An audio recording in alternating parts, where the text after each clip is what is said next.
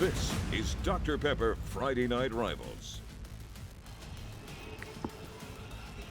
Top 10 matchup in 6A in the state of Alabama tonight as the #1 ranked and unbeaten and defending state champions, the Saraland Spartans, play host to the Theodore Bobcats, who are currently ranked #9 in 6A in this 6A Region 1 matchup here tonight on the campus of Saraland High School. Good evening. I'm Jim Cox, my partner Dan Brennan. Dan, we saw this Theodore team last week for the first time. Impressive with their win over McGill. We saw Saraland earlier in the year. Kind of knew what we were going to get then. We still kind of know what we're going to get tonight. I think we do. I think we do. In Theodore, you get a team that's they had two really tough games against Saraland. You won one of them last year. So this group thinks they can play with and even beat Saraland here tonight. Yeah, there's a team out there that thinks they can. So we'll see. Now it's going to start. You got to slow Ryan Williams down. For sure. A.J. Pugh is the best corner that Theodore has. He's confident. He's fast. Is he fast enough to keep up with Ryan Williams? I guess we'll find out in about 6 or 7 minutes, right? Yeah, and you look at this Saraland team. You talk about Ryan Williams. You talk about he's going to Alabama. You talk about the quarterback, K.J. Lacey. He's going to Texas. Oh, and then, by the way, you've got an amazing running back as well who's just a junior in Sante McWilliams, who he would be the star on almost anybody else's team. Yeah, among the schools that have offered him, Stanford. That's how well he does in the classroom. Sante McWilliams Jr. is a terrific running back. He's not big, about 5'7", maybe 125, but he knows how to feel his way around and burst out, and he can take it all the way. He's got great vision and great speed. I will say the one thing about this matchup here tonight, I don't think these Theodore kids are intimidated by how great Saraland has been in the playoffs last year and then so far here tonight because of the, they beat them last year, as you said, and they really come in thinking they can win this game tonight. Agree 100%. Let's see what happens. All right, kickoff coming up in just moments. Theodore and Saraland tonight here in Saraland. 6A Region 1 battle tonight on Friday Night Rivals.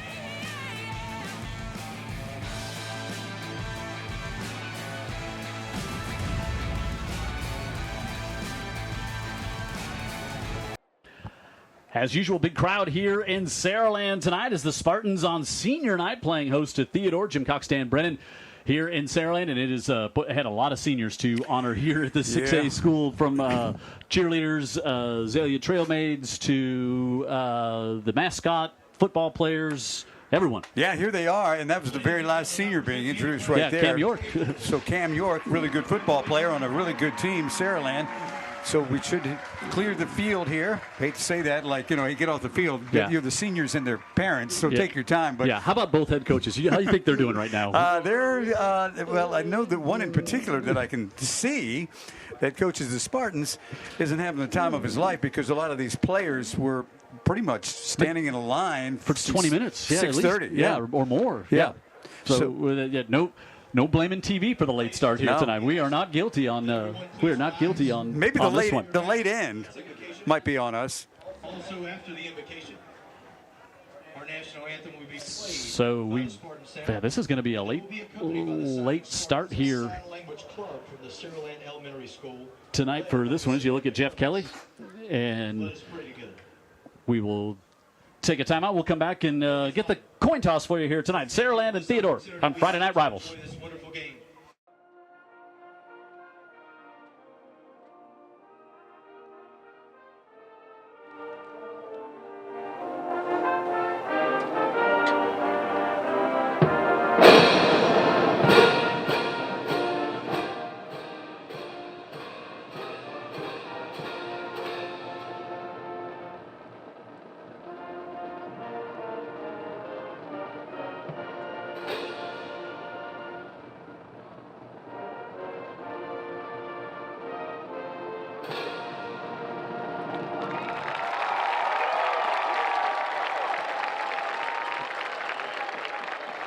You probably, Dan, about the Saraland players being in line since 6:30 here on senior night. The Theodore players, they're able to be back in the locker room and just be relaxing, not just standing there. So we could be curious to see how that starts. And I think one big part of this game here tonight. Can Theodore survive the onslaught? It's coming here at home. Can they get through the first quarter to allow this game to get into quarter 3 and in quarter 4? Because this Saraland team, they come out like their hair on fire every game. Knowing that it's coming doesn't even help anybody. I mean, we saw them just absolutely destroy Spanish Fort on the hill earlier this season. Now again, Theodore's got a history with them. 2 great games last year, one that they won. Yep. And Steve Mask was like, this group, he wasn't taking any credit because he wasn't the coach here last year, but he said they could have, if Saraland had not won the state title, it probably would have been Theodore. Yep. So the Mobile County Sheriff's Office coin toss here on senior night. Got some non-seniors out there, including Ryan Williams, number 1. He's the Alabama commit, Mr. Football last year for the Saraland team. There's nobody in a hurry to get anything going this evening, Dan. No. Dan Brennan, as we wait for Mr. Poole, our referee, to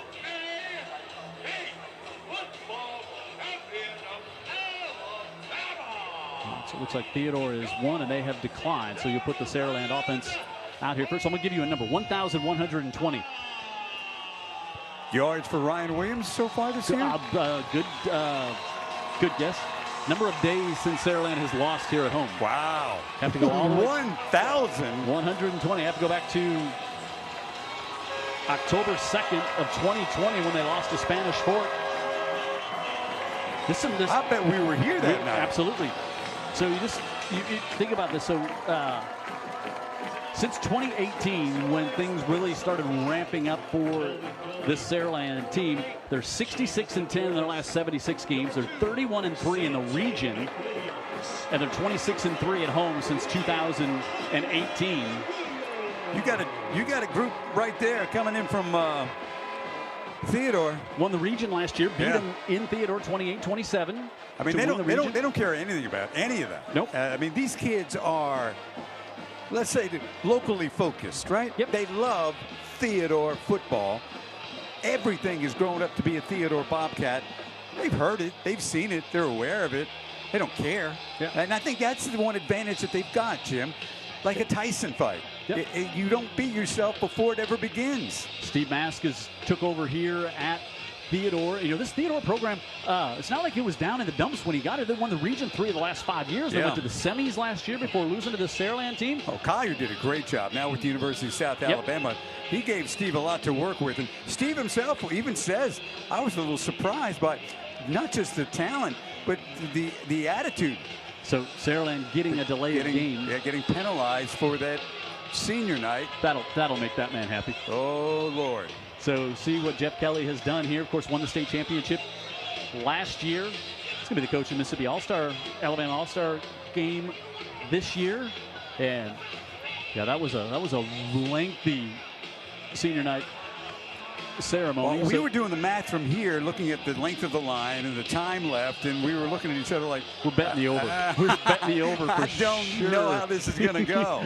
But anyway, looking at the clock and we're looking at the line. We're like, yeah, that's not gonna happen. Well, the coin toss happened. Football's here, so let's go. Theodore will kick as Miguel Frias will get it bumped up to the 45. And you got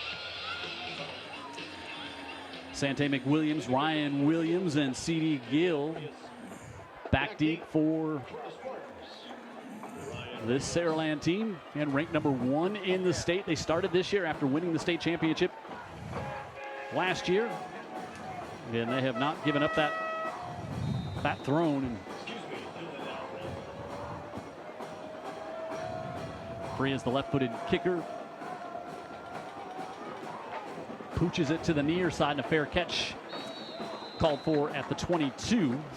So this Saraland offense, Dan alluded to it in the open. I mean, they're scoring 54 points per game, and I think there was a 7-game stretch earlier this season after the Lipscomb Academy game where their first team offense didn't have a drive that resulted in anything else but a touchdown. Wow. I mean, just dominant. Yeah, and the thing about this team is, and there's of course. No, that's KJ Lacey. That's Sante McWilliams there, next to KJ. Yeah, and the thing too is that their defense is so good this year. Big difference from a year ago. Now this Theodore defense only giving up 52 yards a game rushing And Lacey, the Texas commit, right over the middle of the field, wide open at midfield. He's got it to C.D. Gill. And Gill all the way down to the 25-yard line.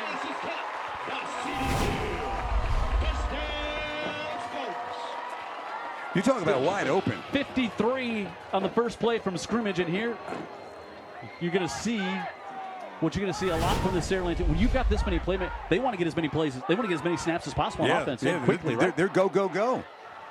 So this was the onslaught that we talked about. Now quickly you go out to Ryan Williams, and Williams up the far side, and he's going to get thrown down at the end of the play inside the 15, but he's going to have another Roof Doctors first down. And Lacey, you see, coming in tonight, 95 of 134, 1,628 yards, 24 touchdowns, just 3 interceptions. And he's already knocking on the door of 70 yards here through the air on the first 2 plays. He processes the plays real quickly, gets the ball out quickly, and gets it to the right guy. And, of course, with him, who's the wrong guy? Got it on the 11. Lacey has really grown as a quarterback as to making the pre-snap reads. Into the end zone, touchdown, Saraland. 3 plays is all it takes before Jordan Dees has his 3rd touchdown of the season. An A&M Calvert touchdown. 3 plays, 78 yards, and Saraland's offense looked a lot like Saraland's offense in the first drive. It looked like Saraland's offense at its best. People are open. This guy's finding them. Throws are on the money. There was a baby asleep right there just a moment ago. Down by the bench. I don't know. I guess babies are good at sleeping in the middle of mayhem like this. A&M Calvert touchdown, innovations in steel, strengthened by people. Now hiring at AMSCalvertJobs.com. Saraland on top quickly here on Friday Night Rivals.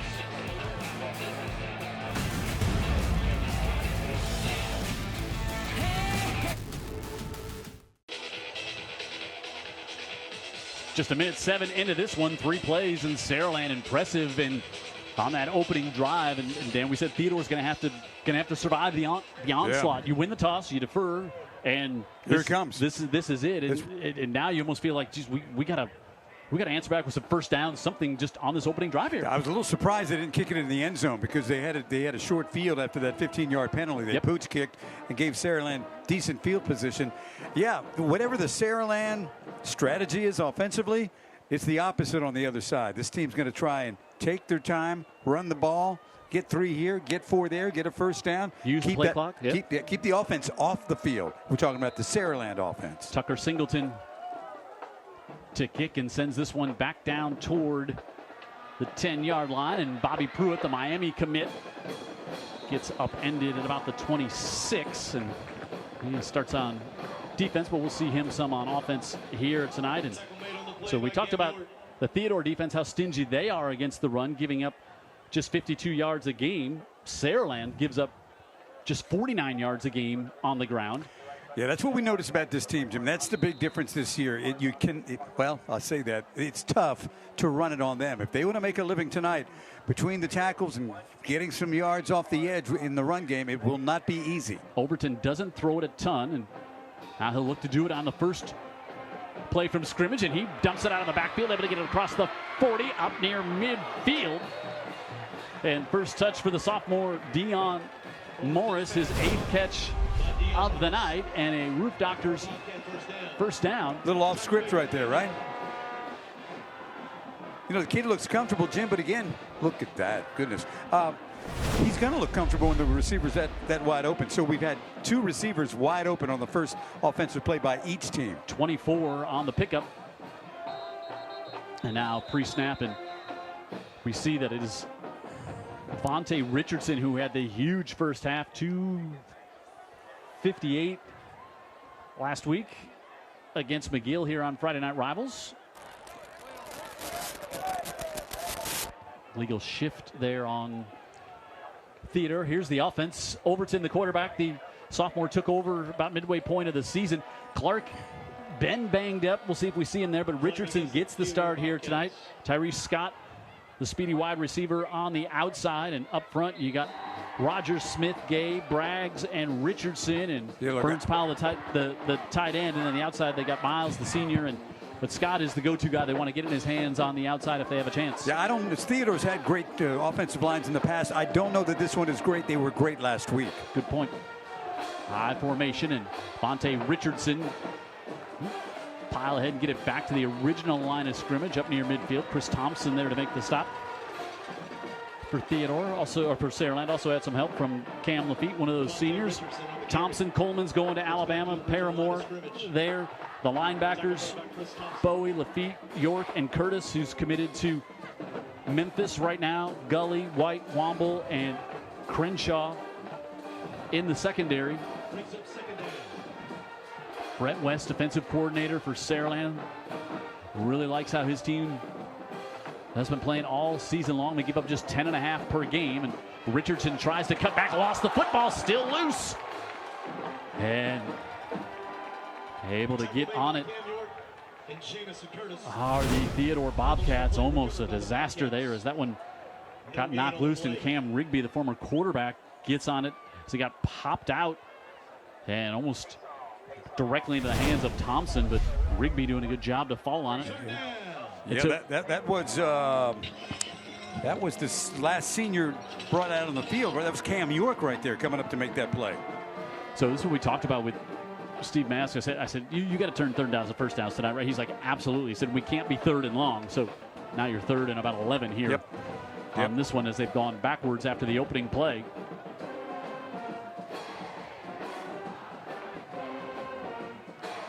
Overton rolls to his right, pressure from the backside coming, spins back to the 40 and all the way back to the 38 before he's dropped there. Cam York, sack number 4.5 on the year. Jermaine Paramore there as well, and Theodore, after the first big play from scrimmage, goes backwards the rest of the drive and had the backside pressure here coming from York. Yeah, and this is not exactly what they want to do. Look at York. He's two big plays right out of the gate. This is a much better defense than a year ago. Very sound, very physical. Now, Frias going to punt it to Ryan Williams, who stands at the 30. And Frias tries to angle it to the sidelines, and Williams takes it at the 32. And the speedster goes all the way across the field, and now he's outside the numbers on the far side across midfield and lowers the shoulder up to the 42-yard line. And that will result in a net gain on that punt of about 4 yards. Alabama fans, it's like you're it's like you're reliving the glory days all over again. And I'm talking about when you had all those fleet receivers, because here's the next one right here. Goes 29 yards. And is there a flag? Oh, there is a flag. Oh, good. Okay, so that's going to back him up. Flag at about the 47. You see that so often when the returner goes all the way across the field and reverses direction. Changes all the angles. Somebody gets a hit in the back. So that'll put the Spartans back at the 37. Randy Larson, defensive coordinator here at Theodore, was at Saraland for a long time, and he's done such a great job defensively for this Theodore crew. It's the first time tonight we see Saraland put it on the ground, and gain of a couple up near 40. And here's the offense. KJ Lacey, the Texas commit. Sante McWilliams, as Dan talked about, lots of offers, including Stanford. Ryan Williams on the outside. C.D. Gill had the big play earlier. Green, Sullivan, Chastang, Sexton, and Martin, who's going to be in the Alabama-Mississippi All-Star game. Up there on the right side, D's. You see Dylan Alfred there as well. Mike Smith will come in. They've got just a ton of depth on this team. Middle of the field again, they're able to go, and this one goes to Jordan Dees, who had the touchdown, and this time he's got it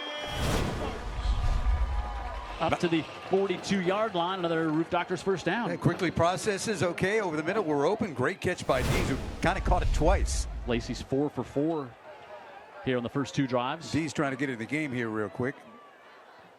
Still plenty of time on the play clock. They just got it restarted now, and up at the 42. McWilliams on the left side, and good job there as he got drugged down as he tried to get around the corner. And Kevin Norwood Tackle made by Kevin Norwood. Able to make his 7th tackle for a loss on the season. He's also going to be in the Alabama Mississippi All-Star game. He's the guy in the middle at 6'2", 305. Lee and Williams. They'll rotate others in there. The linebackers really good. Pruitt, Davis, Ward, and Richardson. Agree. And then you got Nelson Robinson, J.J. Bush, who's going to be their next star on this team, just a sophomore, and A.J. Pugh, the top corner that Dan highlighted, to open things up at 2nd and 12. Lacey, all kinds of time, fires this one up. Ryan Williams, touchdown, Spartans. 44 yards for the A&S Calvert, touchdown in the air under that one. Lacey just laid it up there and let the fastest kid in Alabama go run underneath it. Yeah, I almost laid it up a little too much, but I saw it right away. He got inside leverage on his defender, and then he was gone. I mean, it just takes a moment. And look at the pocket. I mean, Pocket's clean. Williams is out there, slows down a little bit to make the catch. I guess you don't want to overthrow a kid when he's wide open. And Singleton DJ Rivers with a snap. puts it through as well, and 2 possessions, 2 quick touchdowns. He's always smiling. Talking before the game, Ryan Williams always smiling. Great track star here. How about he was telling you it's so good to have you here, sir? Yes, right? yeah, absolutely. He's excited. We were here. We're like, well, we're excited to watch you make big plays, and you see KJ Lacey now 26 touchdowns on the year, and just you could see how many steps Williams had on the. And it's not like they're trying to jam him at the line. You give that kid a big cushion because you know he's going to take off running, and just you're cooked either way. It's almost like playing it's like they're playing a video game out here sometimes. It's just so impressive. Davidson with the win last night over Bryant. Fairhope and Baker tonight. Foley and Daphne trying to sort out that 7A Region 1. Who's going to get in the playoffs? Mary G. and Robertsdale, Baldwin County and St. Paul's. UMS and Faith, that is a big one tonight. And then down at the beach, Viger and Gulf Shores, also a big 5A matchup, as Pruitt will take this one inside the 20, and he's up to about the 32-yard line. So Theodore had the big play to start it, and then went backwards on that opening drive. And now they would like to get a little something going on first down here to be able to stick to what they want. Even down 14, like they're still going to run the ball. That's what they do. Yeah, and right, that's what they do.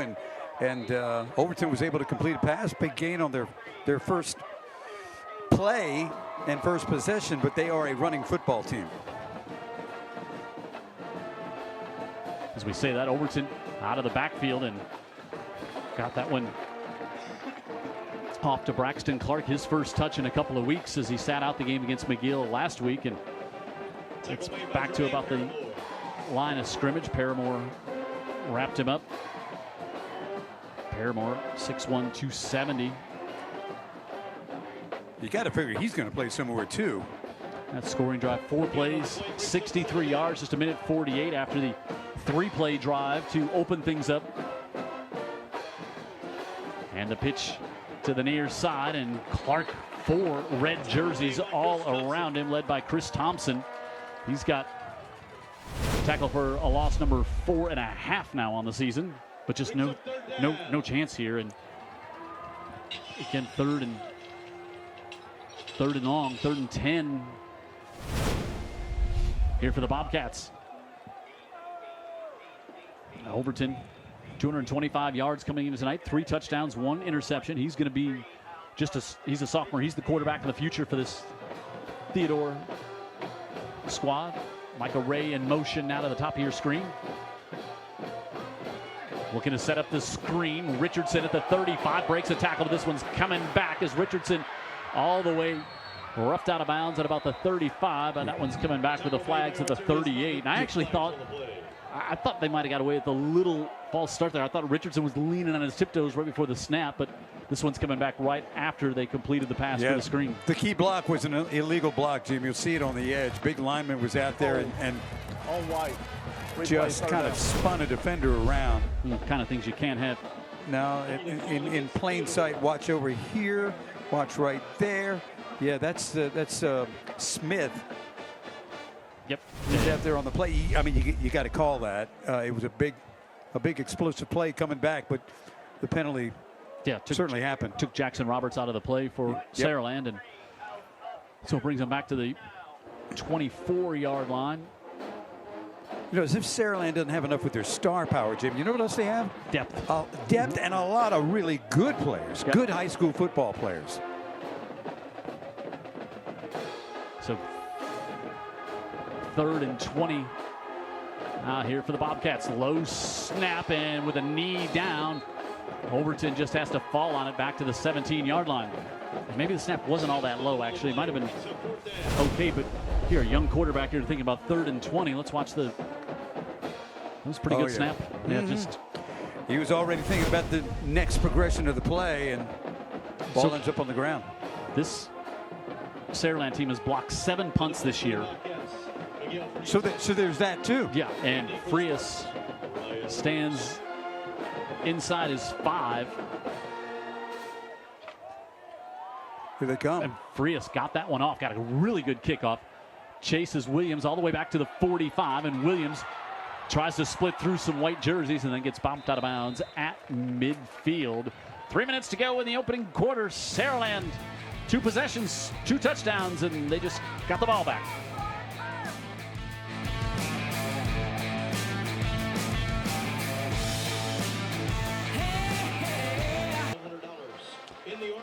Friday Night Rivals brought to you by Dr. Pepper. Tonight we rolled up to Saraland, and the Spartans on top 14-0 right now, and they get the ball back at midfield. Score from the beach. Gulf Shores leading Biger 14-6 as our correspondent Jim Bibby down there tonight checking in and watching that one for us. Gulf Shores, of course, in the news, and see how that plays out next week.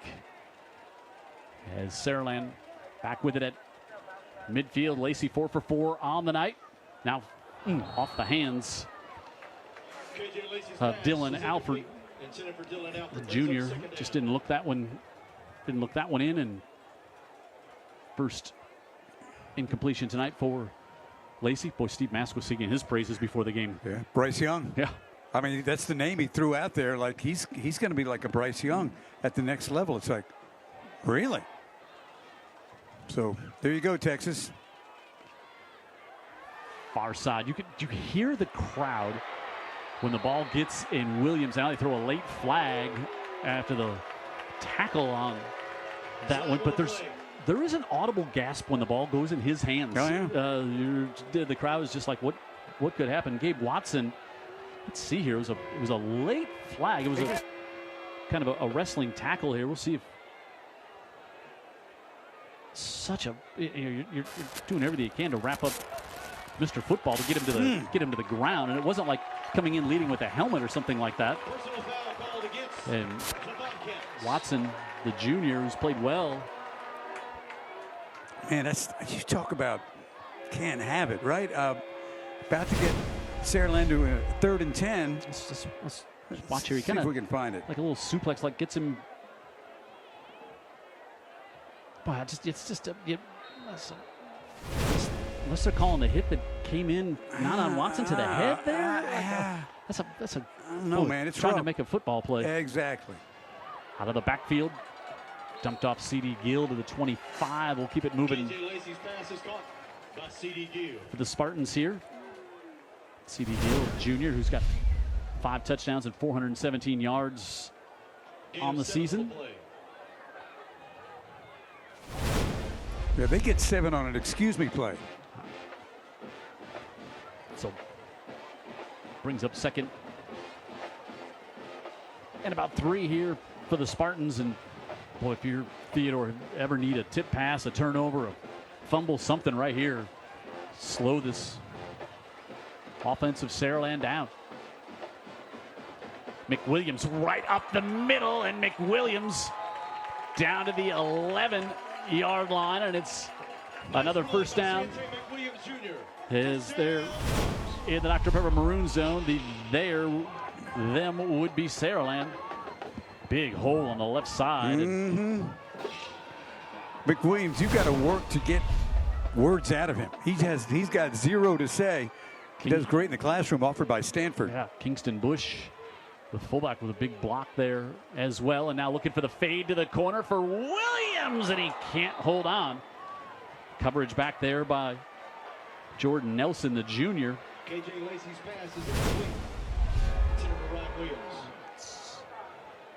Lacey just putting up there waiting for his Brings up second down. star. Good coverage there by Nelson. I mean, a good route, too. I mean, he really tracked down the ball, Williams did, and Nelson just followed along and kept a hand out there. Never did identify where the ball was. Now they'll put Williams to the bottom of the screen. And they'll go 4 wide here on 2nd and 10 from the 11. Lacey back to McWilliams right up the middle. Sante McWilliams with a touchdown. Number 15 on the year. AM&S Calvert touchdown for the Spartans. AM&S Calvert, innovations in seal, strengthened by people. Now hiring at amscalvertjobs.com. And pick your poison. What you want to try to do, right? But look at the blocking up front, too. I mean, give the big guys some credit. That's a good Theodore defense, giving up just over 60 yards a game. Yeah, giving up giving up 52 on the ground. 52. Coming in. And McWilliams, they've opened the run game through the big downfield passes. I mean, it's just so impressive is what Saraland continues to do, and this is the script that I think Steve Matz, this was like worst case scenario. You get down big early in the first quarter. But he brought it up to us. Yep. I mean, everyone that plays Saraland realizes, this could happen. Yep. What do we do? How do we respond? And he just says there's a lot of football left to be played. We got the playoffs. We're going to see where we end up if we got to hit the road, which I think at this point is they will almost certain, right? Yep. Spanish Fort is number 2. Yep. Now, Spanish Fort number 2 in the region and lost by 40. Yeah. There's McWilliams, and he just, he was a great player last year as a sophomore for this. I think we saw him as a freshman, Yep. Jim. Yep. And the thing about him, doesn't talk trash, doesn't say much, and just produces. Just a great, young, humble, smart kid. I was having, I'll continue that thought here in a moment as Singleton gets ready to kick off and again goes far side at the 15, and Pruitt up to about the 33. Now late flag toss at the end of this play here. So 5 plays, 50 yards, just a minute. I mean, the 3 scoring drives, none of them have gone over 2 minutes, and McWilliams finishes it off with the touchdown there. And I was asking Jeff Kelly about, I said, is it hard to keep these kids motivated? They don't feel they can just show up. And he said it's a credit to these kids. He's like, they want to dominate every time they come out. And he said I have not had to get on them about a lack of effort, being lackadaisical, Push buttons or anything like that. No, like it's just, and it's really a testament to these kids. And sometimes we always talk about this. We look at these; they're almost like gladiators on Friday night, and these are just young kids that we're talking about. But 16, 17-year-old, but he's like this. They get after it after practice, and that's what he's been so impressed about this year's team for, because you could see how complacency could start to creep in. You almost wonder how it doesn't. Correct. And that's why you asked the question. It was a good question, but so far it hasn't. We had a closed door meeting August of last year. When I say closed door meeting, it simply kind of went like this. I'm sitting in his office. Jeff, tell me about your team. Before he tells me about his team, which is a bunch of them are sophomores, right? Last year. He gets up, he looks around, he closes the door, he comes back to tell me, I think we're going to be really good. Just kind of, it's like, is this a secret? He's not going to oversell. He's going to say, hey, we might be good. He's not going to oversell. So when he said, that was saying a lot when he said that. He didn't want anybody else to hear him say that, and at his own office, he was just like, this is going to be a really good team. That was last year. All right, so I thought the original flag was against Saraland. I thought so too. But they've backed it all the way back to the 10. That's the third big penalty against Theodore here in this opening quarter. You saw Steve Mask having a conversation with the officials after that last touchdown. And well, Saraland and their stout defense now has Theodore pinned all the way back to the 9. Overton inside give and going backwards. He's going to be stopped. His forward momentum will be stopped outside of the goal line. But I mean, it's just bully ball. Defensively, as good as they are on offense, look at, holy smokes. Yeah, you got Antonio Coleman taking on 2 blockers, and they both lose. And Curtis in there trying to strip that ball loose. And Coleman going to Alabama. 14.5 tackles for loss already on the season now for Coleman. And Curtis finished it off there with. Curtis, for a high school linebacker, great size. I'm sure people are looking at him too. He's committed to Memphis right now. Inside give, good run here by Theodore up to the 25 as Richardson able to give him a little bit of breathing room here on third down. Now you're in third and about 4. This is where you want to be. You'd love to even be in third and less, but third and 4s, we'll call it third and 5 officially, way better than those third and 11, third and 20s that we've seen on the 2 other possessions. And you got to wonder how often that offensive line can handle. Yeah, I don't think they'll snap it here. I think they'll just let the clock expire here at the end of the quarter. So Saraland, as they've done, the clock had already expired when they dropped the flag, but the clock had already been expired. I was already ready to take us to a TV break. It had already expired that long, and I think that's what Jeff Kelly is saying out to the officials as well. Is Overton wasn't going to snap it, and he wanted to go on just a hard count to see if he could get 5 before. Wow, and he's going to get it. Encroachment called against the Spartans. And it's going to give Theodore a first down or very close to it. It's going to get him the first down. Oh, the clock. We thought it hit all zeros to end. And they're not at the first down marker? No, they're going to say it's just. I think now they're going to say it's a first down. So a Roof Doctor's first down mock. Quarter can't end on a penalty. So a defensive penalty. So have an one more untie. No, I think now they'll just end. Now they're going to end the quarter. Okay. So that's the only thing that's gone wrong for Saraland so far here tonight. 3 touchdowns to open it up, as you had D's on the first drive from KJ Lacey, and then Hollywood, Ryan Williams, and then Sante McWilliams closed it out on the scoring drives for Saraland.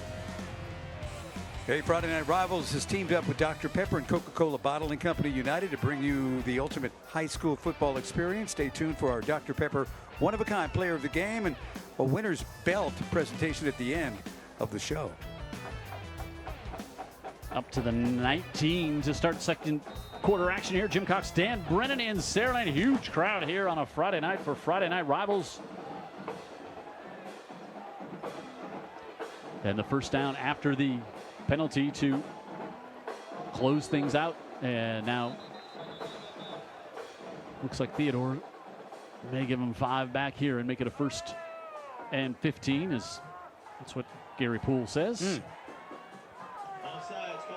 I don't think we saw any of this against McGill last week. They just really had their way offensively and defensively. And this is a big physical Theodore team. Yeah, that's what we're talking about coming in, and a team that had experience playing and winning a game against this mighty Saraland team last year. They were probably the 2nd best team in the state. No question. So 1st and 15 here for Overton and the Bobcats. Richardson in the backfield, and he'll take it and gets met there by Cam Lafitte and stood up and driven back. That's a good player. Yeah. Yeah. He's a senior, and he's their leading tackler on the season. Here's the plan for coming into the game for Theodore. Run that play, but gain 4 yards. Right. And not being 1st and 15 either. Yep. And now let's see what this flag is. So maybe we're coming the other way. Yeah, they kind of kept going there at the end of the play. I wonder if they're going to mark 15 off against Saraland. Gary Poole says yes. So they had them all. Well, we had one of those both ways now. Yep. It wasn't so much the tackle, it was how. At the end of the end of the play, the continuation, yeah. So that'll give the Bobcats a first down up to the 29. So you look at Cam Lafitte, been starting a few years here in the middle of this Saraland defense. Now they bring Braxton Clark, the leading rusher this season, in, and the ball's on the ground. And that's twice it's been on the ground and twice that Theodore has been able to get. No, they're going to say Jermaine Paramore was there on the bottom of the pile. Wow. Disaster. Absolute disaster. And again, I don't think it was a bad snap. Got a sophomore quarterback. He's trying to process so much. It was, not a great snap.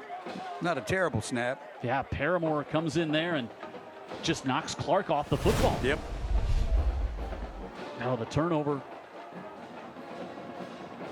That is the 11th takeaway for this Saraland defense, and now you give most potent offense in the state the short field. 1st and 10 from the 26. How about the atmosphere here for a Friday night game? Yeah, I mean they're what you think they should be. The way this team plays. Double pass coming. Lacey gets it to Ryan Williams. Sante McWilliams, touchdown, Saraland. What an athlete that Williams is. I want to point something out to you. Yeah, it's a double pass, but guess what? He realizes right away he's got to get rid of it. He's got some pressure coming, or the play's going to blow up, or he's just going to have to run it on his own or whatever. Watch how quickly he gets rid of it. Boom, I got to go. I got to go now. He had the pressure coming. Pruitt was coming. Yep. And threw it. A dart. That's how good Williams is. AM&S Calvert touchdown. AM&S Calvert Innovations in Seals, strengthened by people. They're now hiring at AMSCalvertjobs.com. We get a flag after the play. Got the quarterback rankings about under pressure. How do you rank when you're under pressure? That's a wide receiver under pressure.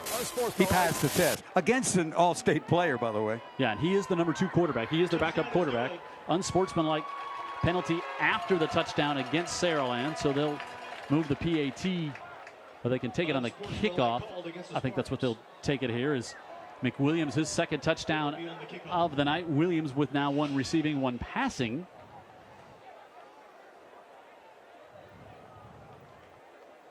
And Singleton on to try to make this one 28. Nothing here. 1 play after the turnover.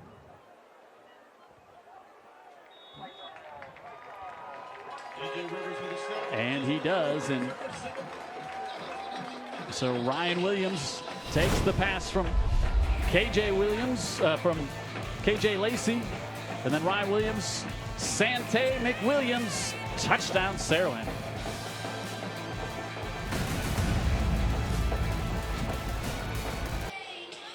The Cardinal would be happy to have that young man, wouldn't they? Stanford. No kidding. No kidding. So Theodore got a first down after a penalty, got out of the shadow of their own goal line, but then the wheels kind of fall off as they turn it over. And again, sophomore quarterback who's pressure all night. Paramore just gets in there and out muscles Clark forward, and then here you go, Ryan Williams. And that's an all-state linebacker bearing down on him. Yep. That's Bobby Pruitt, who's going to Miami, and he's bearing down on him, and Williams has to make a tough throw over the linebacker and the safety. And spins his way to safer ground at the same time and drops it right in. I mean, it's the talent. The talent's a little ridiculous, actually. Yeah, McWilliams' his 2nd touchdown of the night. And it's their leading rusher. And a lot of these, some of the numbers aren't gaudy for some of these offensive players for Saraland because don't play into the second half in a lot of games. And Pruitt, and the kickoff was angling to the near side, and Pruitt lost his footing right as he got to the sideline and goes out of bounds. And Pruitt having a little conversation on the. Well, the first thing I was worried he was going to be okay. Yeah. He tried to pull up and lost his balance. When an athlete that good loses his balance, that's usually not a good sign, right? Now, Theodore, boy, they just haven't had the ball very long, but neither has Saraland. But every time Saraland's had it, they've scored. They're 4 for 4. And we'll look at some of these stats here in just a moment. Give you an idea of what's going on here. Now they'll empty the backfield, Overton, and now they'll bring Rashad Earl in. They'll line up in the I formation. Clark bangs ahead on the left side to about the 35. Saraland has run 13 offensive plays. They have 199 yards. Theodore has ran 12. They've run 12 plays. They've got 14 yards. There you go. So after that touchdown, it must have been unsportsmanlike on both teams, because nothing got marked off on the PAT. I thought maybe we'll mark it off on the kickoff. Maybe could have been. What do I know? Could have been. 2nd and 8, and they try the fullback dive, and Paramore is in there, and Paramore just filling things up there. 6'1", 270. He was a force last year on this team up front. Man, I'll tell you what, the name that comes to mind when I'm looking at Coleman is, and this is a little crazy, but Jalen Carter had that kind of impact at the college level last year. That's all I'm saying. The impact he's having at the high school level is similar to Jalen Carter last year in college. Is that fair? I've watched the Eagles game and he's had that impact on Sundays as well. So here we go, 3rd and long again, 3rd and 10. Backside pressure and Barry. Lafitte, sack number 4 on the year, and the sophomore quarterback had no chance with the blind side coming. And the sophomore quarterback did a good job to hold on to that football as Lafitte buries him for the sack. Last week, everything went right for Overton. This week, nothing's going right. That is a miracle he held on to that football. Wow. Just closing speed on the blitz, and now back at the 10. Some great players and a lot of very good players. Welcome to Saraland. Frias will punt, and as we said, 7 block punts on the year, and almost another one, but the pressure, it's a bad kick to the near side, but Frias just had to get it off. And see this one. This was back to 24. Let's see where they mark it out of bounds. Oh, they marked it all the way up at the 48. What? Wow. I don't know about that. They got a break there. You know what? Doesn't matter. Right. Maybe it helps the stats of wherever you place the ball down to start the drive, we kind of know where it's going to end up. Yeah, at the 48. And KJ Lacey, again, he's just a junior, committed to Texas. There's a lot of people like that got to sign on the dotted line for them, so maybe that's not over.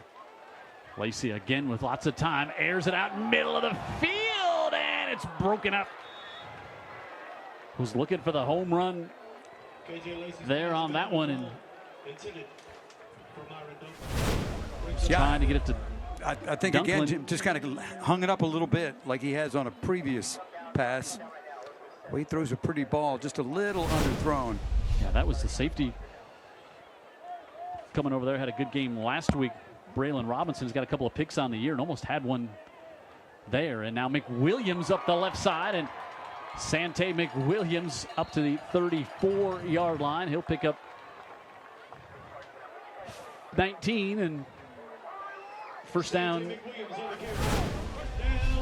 for Saraland here. Just, McWilliams again kind of can get low behind the offensive line, and it's hard to see him back there. Really quick, too, Jimmy. And then all of a sudden you see him, and he's running by you. You see him, and he's making a move, and now you're spun to the ground. At the 34, Williams down to about the 27 here. I don't know how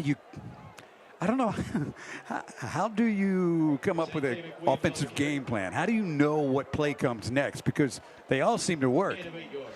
And one thing, so this defense that Theodore plays is very similar to what Saraland plays. So they've been seeing this defense since spring practice or whatever, and that time Lacey hit, and it was Pruitt and a couple of All-Staters. Yeah, that's respect. Mutual respect right there. Mutual respect for sure. Pruitt gets in, makes the hit, but he knows this guy's quite a player, and he helps him up. Yeah, Pruitt. Boy, Pruitt. Whew, came off the edge and got his hand enough to hit the ball, and that's the first time Lacey's been touched this year. And yeah, as you said, mutual respect.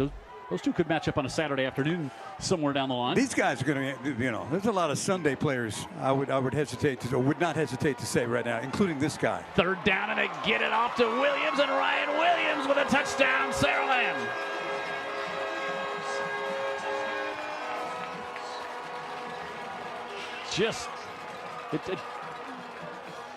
But there's a flag back at the 27.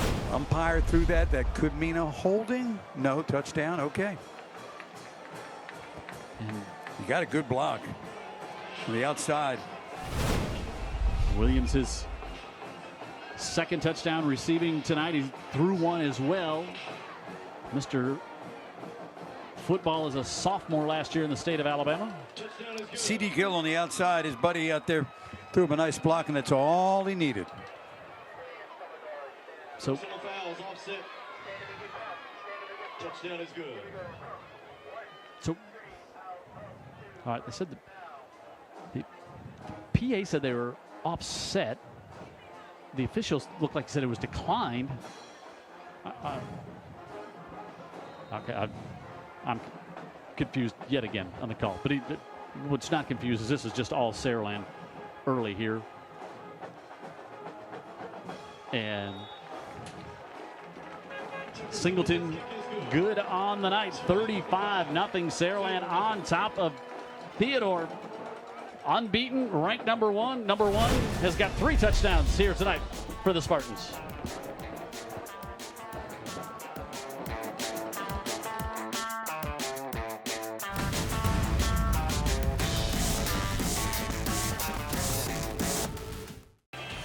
Friday Night Rivals brought to you in part by Andy Citron. Since 2016, Andy Citron Injury Attorneys has partnered with Friday Night Rivals, supporting student athletes and furthering education. Once again, Andy's going to award a $5,000 scholarship to one of our Scholastic athletes. Good work, and thank you very much to Andy Citron. Also brought to you by AMNS Calvert.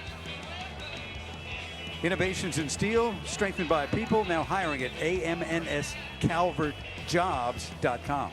And they've already brought us 5 touchdowns tonight. 3 coming via that young man. 2 for the reception. Yeah. And then 1 passing, and 2 to the gentleman next to him, Sante McWilliams. Pruitt for Theodore up to the 30-yard line, pushing ahead, still on his feet, and up to about the 35. I don't know who's watching this game right now, any college scout, and is not crazy about the effort and the ability of Pruitt.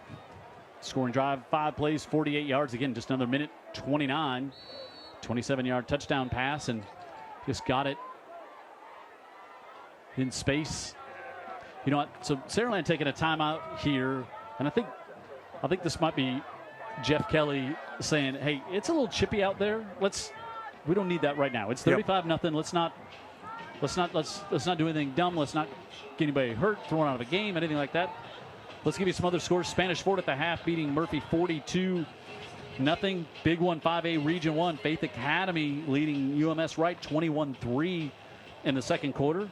St. Paul's in a battle with Baldwin County 17-13 right now. As you look at our United States Coast Guard color cam, as the Saraland students in the Halloween theme here tonight, right below us. This great setting for a Friday night game. Baker leads Fairhope 7-3 in the first. Blunt leads McGill 14-6 in the first quarter. Viger trailing Gulf Shores 28-6.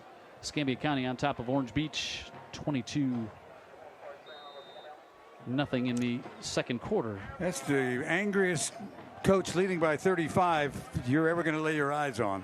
We do, you know, we talk just about how great coaches are to us. As Overton incomplete on first down, like we had just a wonderful conversation with Steve Mask before the game here tonight for about 20 minutes down on that's a given, right? On the field. Yeah, I mean, he's one of our all-time favorites, and Jeff Kelly we've really come to know and like him a lot, and it just took us a while to figure out he's just a little different on Fridays than he is on Saturday through Thursday maybe. Well, and here you go. I mean, he's up 35-0. Pacing. Something's driving him crazy. Probably something we've said.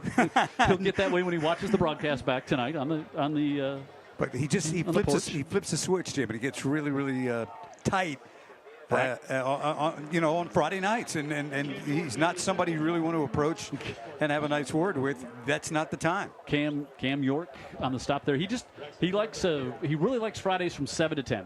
But leading up to the game, he's just kind of like, what do these two want walking toward me right now? Also, right now, again, with a 35-point lead, and you can see he still has got that "Do Not Disturb" T-shirt on. So, I do like the coaching apparel for Saraland. We noticed those kind of like a 80s kind of a throwback, a little bit. I mean, I maybe we'll see some Zumba pants on the coaching staff to go with those in weeks ahead. Just a thought, throwing it out there. And now here's Theodore again in 3rd and 12, and they will take a timeout here on Timeout, Theodore. This drive here as Coach Mask looks on, and we'll take a timeout.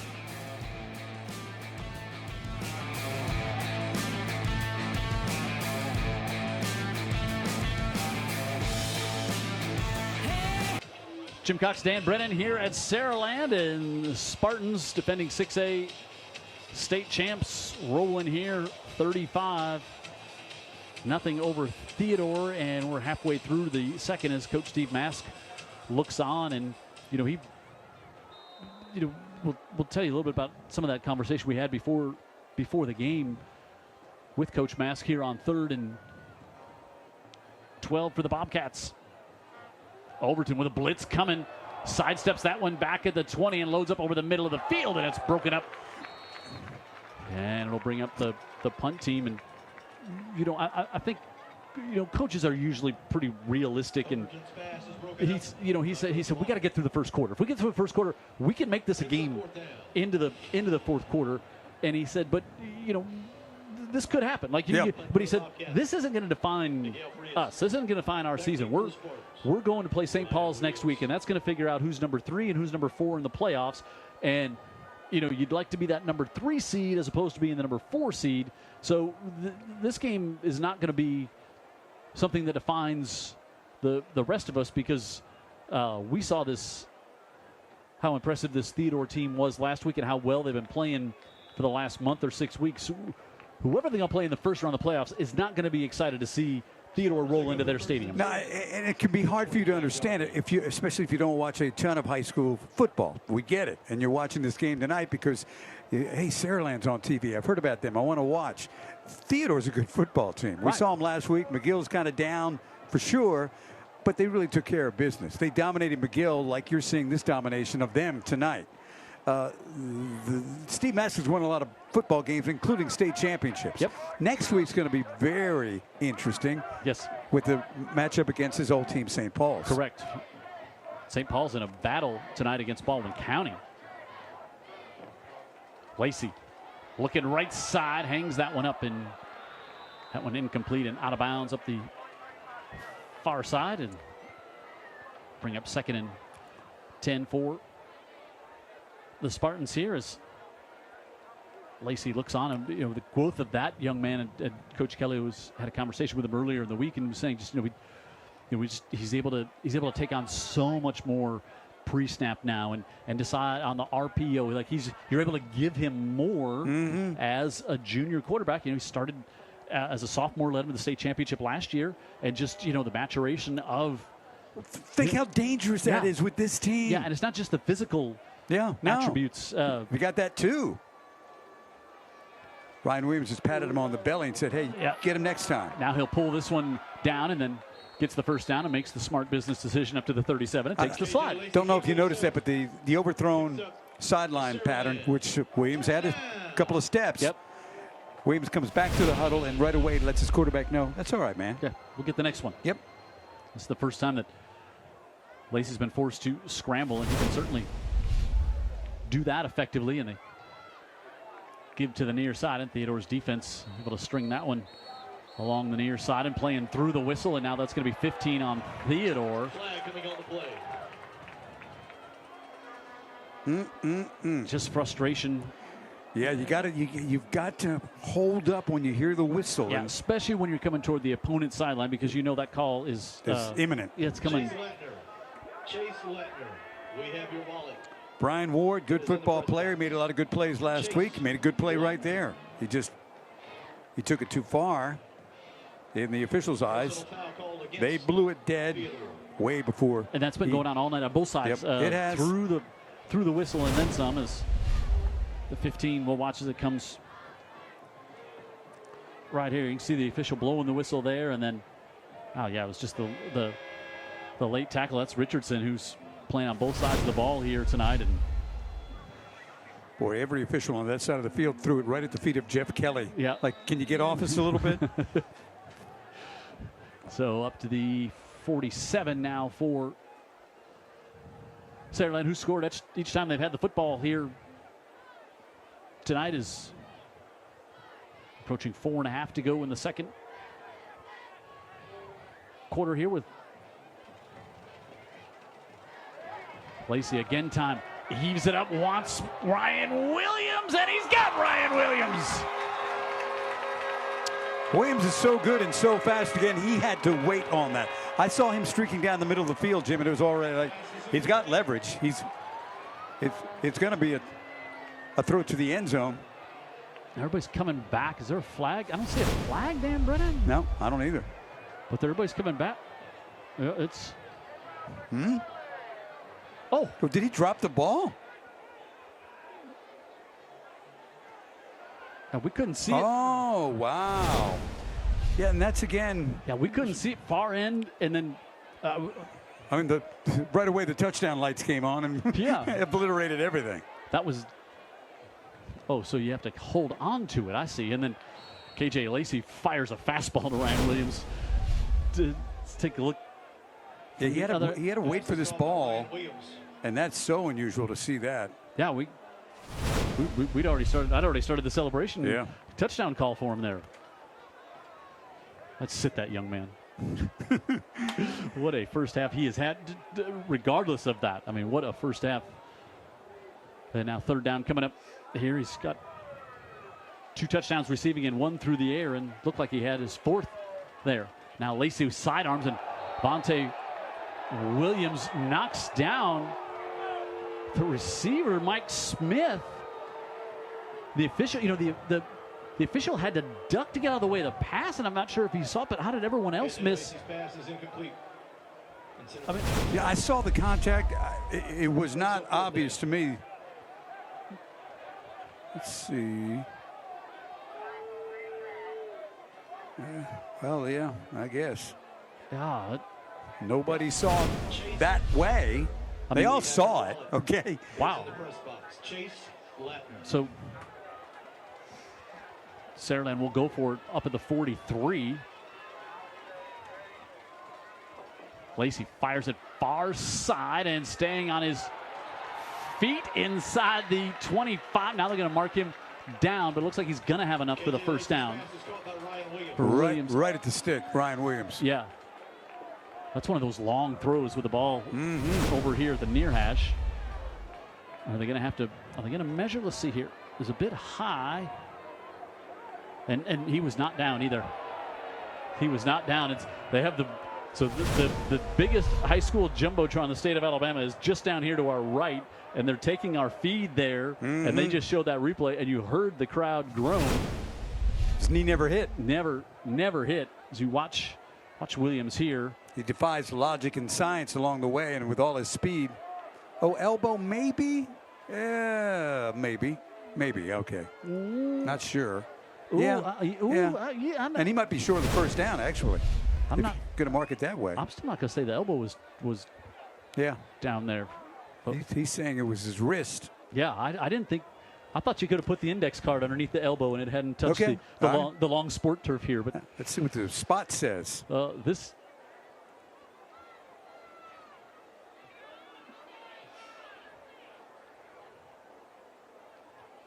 I'm so glad you get to talk to Jeff Kelly right at halftime. Saraland has the first down here.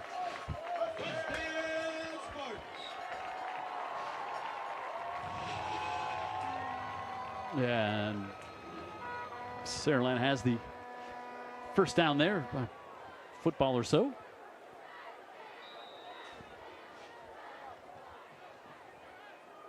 This has been a rather odd drive.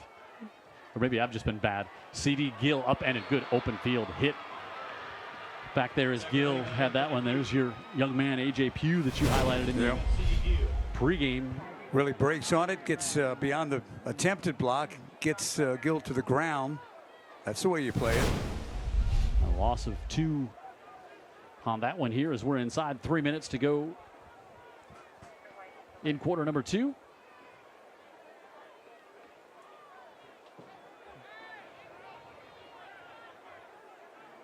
Put Ryan Williams now in the slot. Play clock inside 5. Lacey gets the snap, looking to set up the screen, gets it to Sante McWilliams. There's a flag back at the 42. McWilliams knocked out of bounds inside the 10, but this one coming back. Where you usually see the hold on the screen. The officials talk things over where they're going to spot this one. And indeed, it is a hold against Saraland. Here's a stat for you, Jim. Saraland 270 yards. Theodore 46. Wow. You know, Saraland's defense 3 times this year has held their opponent to negative rushing yards for the game. I completely see it. I mean, there's definitely teams that we've seen that would be overwhelmed. We've seen good teams.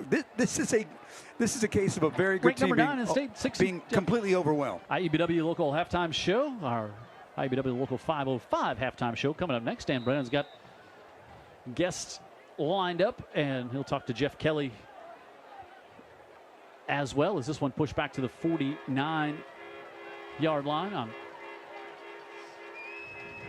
2nd and 22, middle of the field. Now looking to the near side. That one off the hands of Dylan Alfred. And 3rd and long coming up. Saraland's offense has scored every time they've touched it so far here tonight. And they had a touchdown pass that was dropped on this one and then one called back with a penalty. Brings up 3rd down. And you know, probably 2 down territory. Yeah, you just start at the 40, at the 49. Yeah, I would say so. At 3rd and 22. Williams at the top of the screen. Lacey gets it to him on a little comeback, and it's dropped. That'll bring up 4th down. Now 4th and 22. You don't get any on that one, so now you probably punt it from midfield. Looks like they will. Yeah, I was thinking, you know, you get a chunk there, and then you're like, okay, we can get it, but you almost assume the chunk, right? Yeah, for sure. And Jeff Kelly gives a little tap on the head to his quarterback, who's been dang near perfect here tonight. A couple of drops by Ryan Williams, uncharacteristic to say the least, but also look at the positive side. Yep. Myron Dunklin on to punt. Now he drops the snap, but still able to get it off and caught about the 24 there by Robinson. And so Theodore's defense gets a stop there, and they'll get a minute and a half here in the is down at the 24-yard line. left here in the second quarter, and Theodore will get it back to start the third as well. Let's see what Coach Mask dials up. Here, late in quarter number 2 here in Saraland.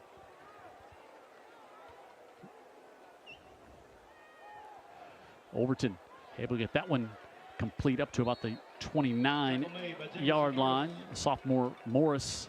Catch is made by Deion Morris. Bring up second down, and Theodore not in a huge hurry here. Now they'll pick up the pace a little bit as they get the call in from the sideline on 2nd and 4. As we approach a minute to go in the second. That time it was a low snap, and Overton did a good job to corral it, and then had trouble on the exchange and falls on it as he and Braxton Clark discuss what had gone on there. And now it's 3rd and about 7 after a loss of a couple here for Theodore, and now they're not in a hurry to get this play off, or Saraland not taking a timeout either. They could have taken one there and take another one if they want to try to get the ball back here. Overton with pressure coming in, dumps it off, able to get it complete on the screen, and Bonte Richardson will get back to the line of scrimmage, and that will be it. And now Saraland will take a timeout. That'll bring up a punt situation for Theodore with 10 seconds left. It's not enough time that you could just run around and run out the clock. You'll have to try to get this punt off. And again, you've got a special teams unit that's blocked 7 punts this year, and Ryan Williams will go back to the 40-yard line, and you know how dangerous he is whenever the ball gets in his hands.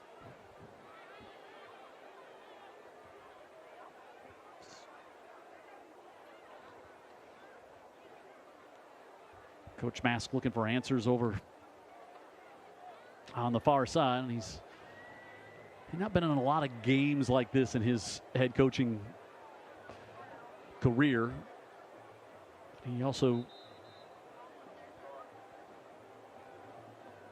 knew how impressive this Saraland team was coming into this one here tonight.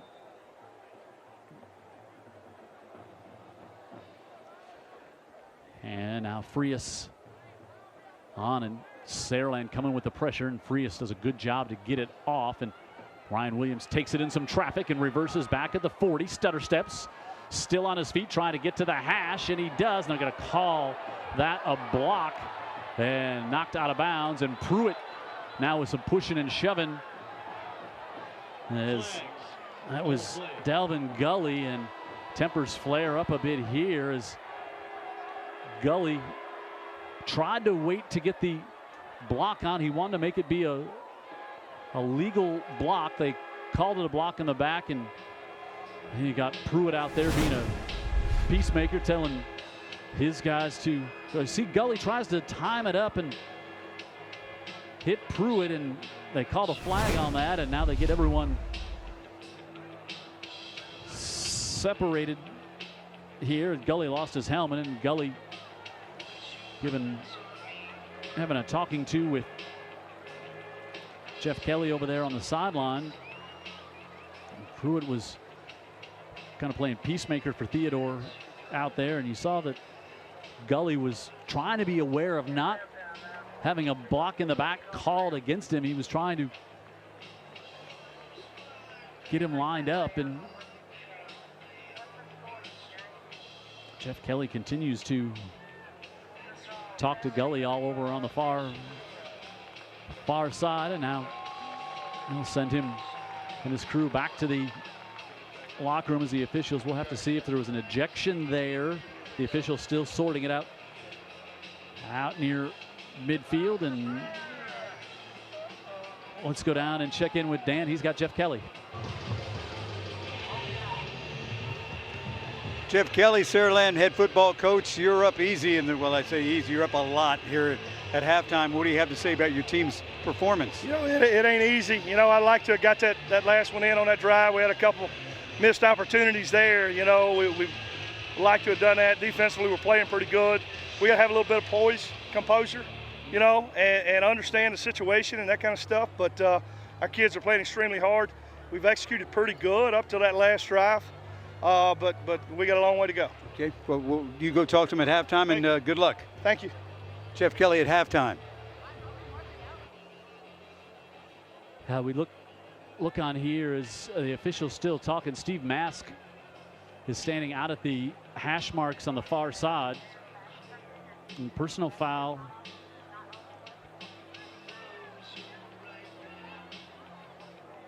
Whistled there against Saraland, and personal foul on White. Personal foul against We're going to go to halftime. Theodore, and they'll offset. And Coach Mask not happy for multiple reasons. Here it's been all Saraland in the first half. They're on top big and head to the break. On top 35. Dr. Milner with Saraland City Schools. We meet again. Yes, appreciate y'all being here tonight and you know, showing the great things we have going in Saraland City Schools. Yeah, 35-0 at halftime is one of them. By the way, your coach still wasn't in a good mood. I just got done with him.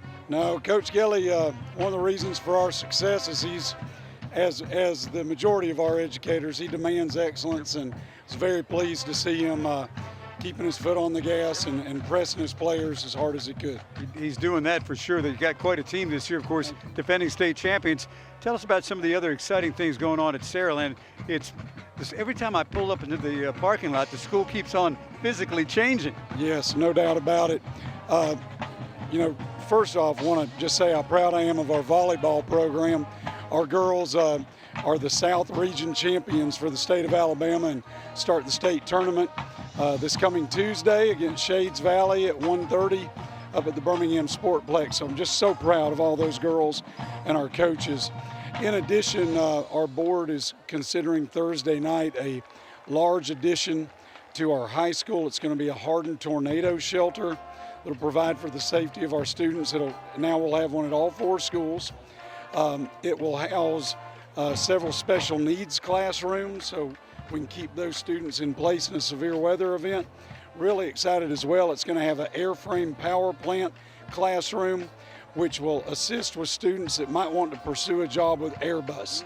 And we know the impact that Airbus has had on the economy of Alabama and Southwest Alabama, and we're working in conjunction with Coastal Alabama Community College in getting our students ready for that profession should they choose to enter it. So just a lot of exciting things going on, and couldn't be more proud of our community. You see them tonight for the way they support our program. We met at the Johnny Musso luncheon the other day, had a great time at that, and you were telling me about some of the successes at the school. Just continue to succeed, and best of luck to you.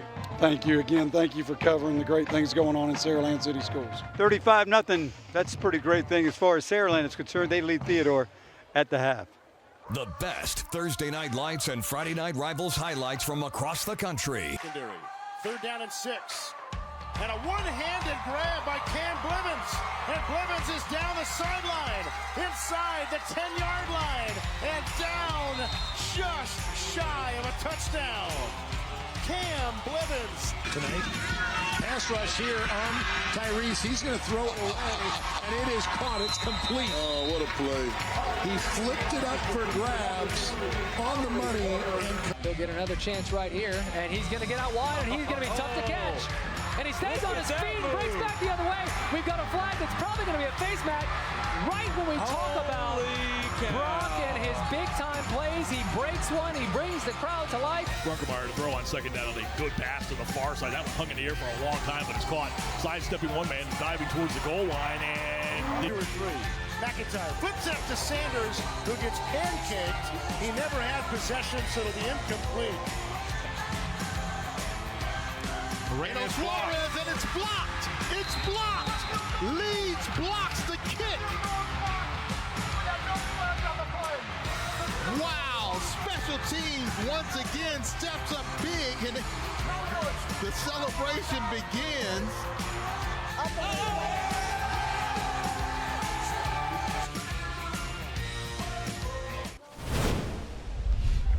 Tim Hardigree is the principal at Theodore High School. We met last week under, I guess for you, more kind of pleasant better conditions. standards, huh? Yeah, absolutely. But you brought a great crowd from Theodore tonight.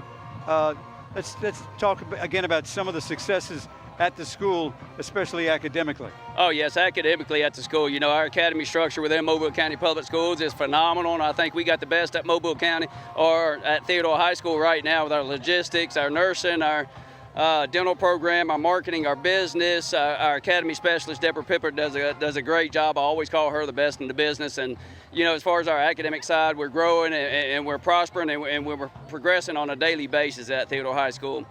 So, you know, good things in Bobcat country. Expectations changing at the school as you continue to evolve the academic programs and opportunities? Oh, absolutely. You know, it always starts with adults, I say. It starts with me, and then it goes its way down. But as long as the adults have the kids in the forefront, all good things are going to happen. And you're a Theodore graduate. Oh, absolutely. I'm a 1990 Theodore graduate, so I got a lot of pride, and I got a lot of desire in the school to see it prosper and do well. Good to see you once again. Absolutely. Thank you so much for all y'all do. You got it. 35-0 Theodore trails at the half. And we will be back with some stats and other highlights on the way. See the big crowd right below us here in Saraland on senior night, and it's been all Saraland so far on top by a score of 35-0. They scored on 5 of their 6 possessions there in the first half. Didn't get one on the last drive, and I heard Jeff Kelly saying to Dan Brennan down in the field, he said, I'd really like to get that one in, but instead they have the lead at 35-0 over Theodore, as Theodore will get the ball back here and see what the Bobcats have done. There are only 2 losses this year. It was impressive 7-18 Baker to open the season, and they went a nice little run there and had a really tough loss against Spanish Fort 8-3 at home and kind of turned around their season a little bit. They beat a really good Opelika team 16-10, and they beat Blunt and the impressive win last week. And then you see how they close out the season here, back-to-back games on the road at Saraland, and they got the tough matchup against St. Paul's next week, and that game will determine who's going to be the number 3 and who's going to be the number 4 seed in the region. And as Dan said, it should be an emotional night for Steve Mass going back to St. Paul's as well. Yep, no doubt about that. And he was at Pell City for 1 year in between assignments. Happy to be back in South Alabama for sure, and happy to be coaching at Theodore. You see what Saraland has done this year. They had the great win in overtime to beat Lipscomb Academy on ESPN 31-30, and then they have been on a roll since then, as you see, just not giving up much, not a lot of numbers in the right-hand side there as they continue to roll up big points and put up huge points as well. And now they got this Theodore team here tonight, and they take on McGill next week. That game will be here on Friday Night Rivals as they try to complete a perfect season before heading into the playoffs. And they're going to be the number 1 seed. Spanish Fort's going to be the number 2 seed, and then you got McGill and Theodore and St. Paul's will battle out next week to see who's going to be numbers 3 and 4. As you look at the region standings now, Saraland on top comfortably here. Spanish Fort a big lead over Murphy, and then you've got Theodore and St. Paul's, and that game next week will decide who is the number 3 seed and who ends up being the number 4 seed. And then you have the rest of the region here in 6A Region 1, and impressive Saraland. They've been on top all year long. 8-0, Clay Chalkville 8-0, Hillcrest Tuscaloosa, as most people pronounce it, 9-0. Muscle Shoals 8-0, and then you see Saraland, the opponent here tonight, Theodore, ranked number 9 at 6-2, coming into tonight's matchup here on Friday Night Rivals. All Saraland tonight here at the half, 35-0. We're back to get ready for quarter number 3 coming up after this.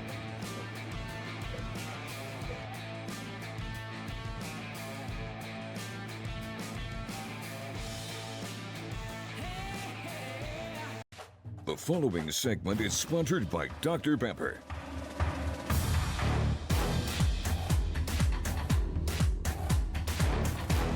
This year, Coca-Cola and Dr. Pepper, we're proud to announce that we are going to do the Friday night rival Battle of the Belt.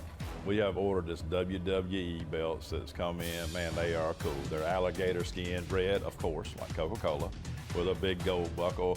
I'm going to tell you, the only regret I have about this belt is that I ordered just enough for how many games as I didn't order me one to keep in my office this year. So we're super excited about presenting that this year, and it's the Battle of the Belt. Way to go!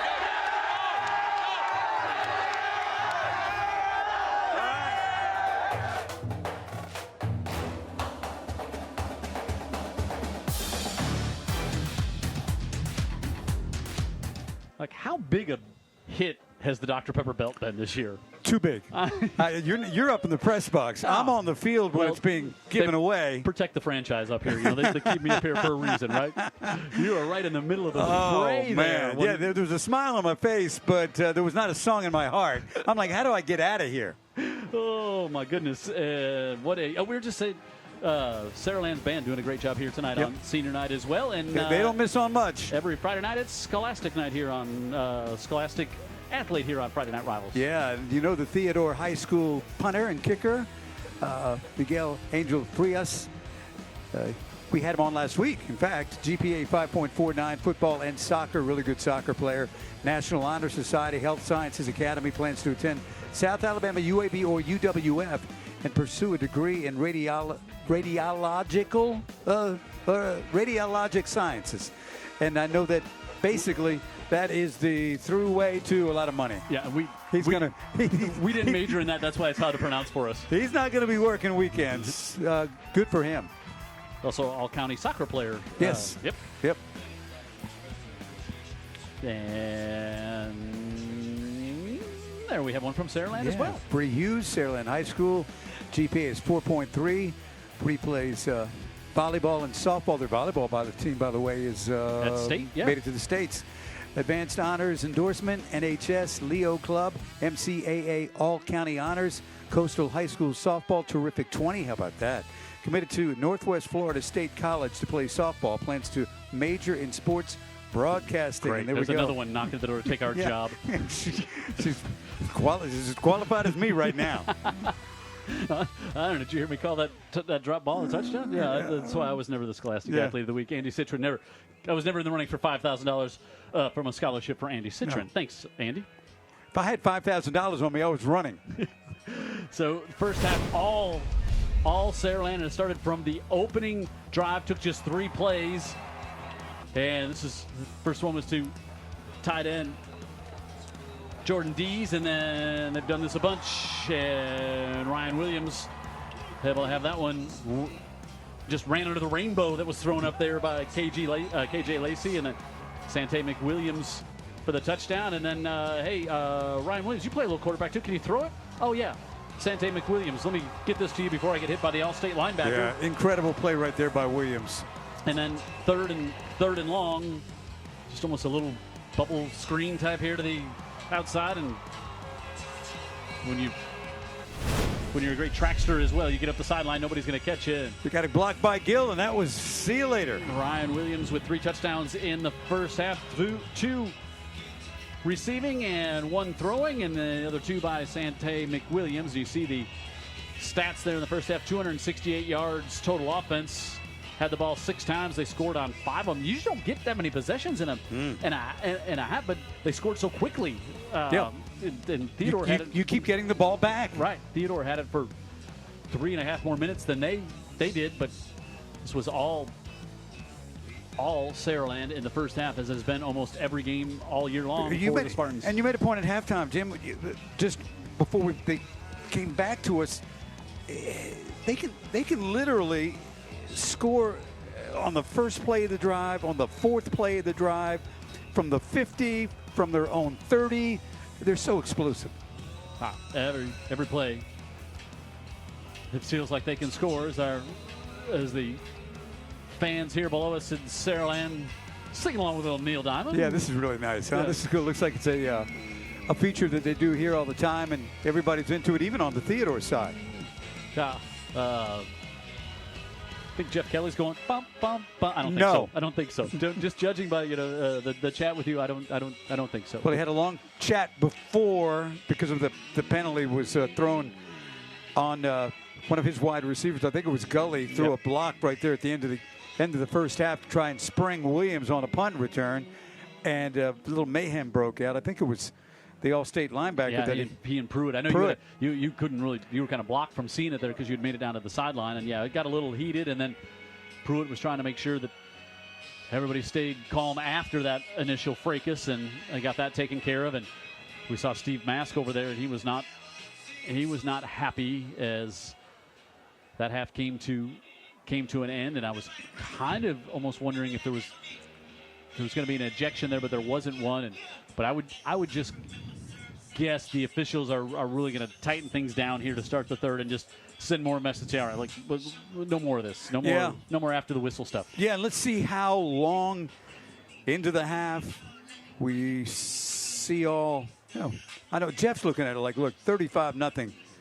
I don't feel that great about it, and he really does not. He had to rearrange himself to get into a good mood at halftime for our talk on camera.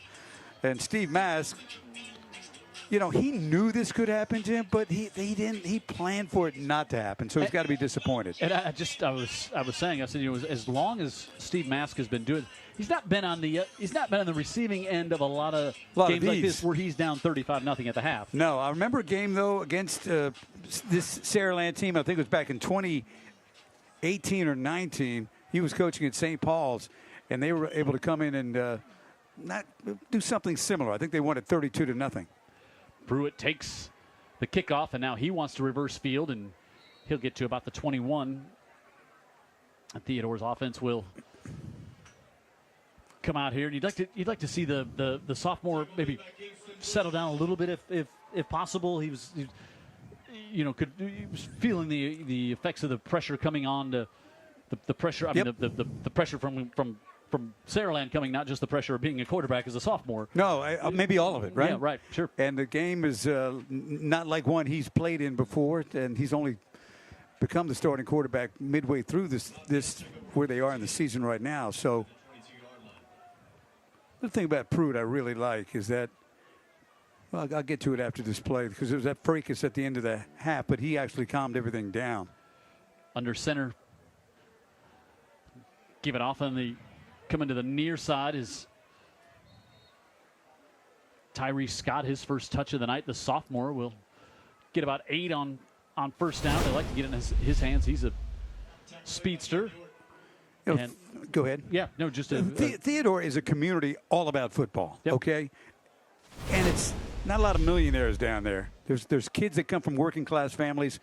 They are identified as good football players. You know that Pruitt has been one of them for a long time. I'll continue my thought in a moment. Ettrick Pruitt's dad, great player at Theodore. There you go. Went to Southern Miss, drafted by the Falcons, and played for the Seahawks on the 1 year when they didn't fritter away the Super Bowl at the end. He was on the team that won the Super Bowl championship with Pete Carroll there. So getting back to Pruitt, here's my thought, though, Jim. He's like, no one has to feel sorry or take up for me. I've got this. There's a big block at the end of the first half, but instead of, being in any way a prima donna. Or frustrations boiling over, you're down 35-0. And yet he was able to kind of put it in perspective and just come out and try to make plays in the second half. Yep. What a quality kid. And you saw it after he put the hit on KJ Lacey in the first quarter, pulls him up and gives him a little pat. Yep. Sees a bigger picture for a kid that plays with that amount of violence. After the penalty, 2nd and about 6, and they go right back to Scott, and he's wrapped up there by Jamison Curtis. Boy, I mean, the pressure you're getting from Coleman, the margin for error is so thin here. Watch the quarterback get pressed right there, Coleman. Yep. Even the defender is right there. But you were at 2nd and 1, then you get a false start. Yep. Go back 2nd and 6, and then now you're chasing it again. Yep. Again, Theodore taking their time here. This was the game plan coming in.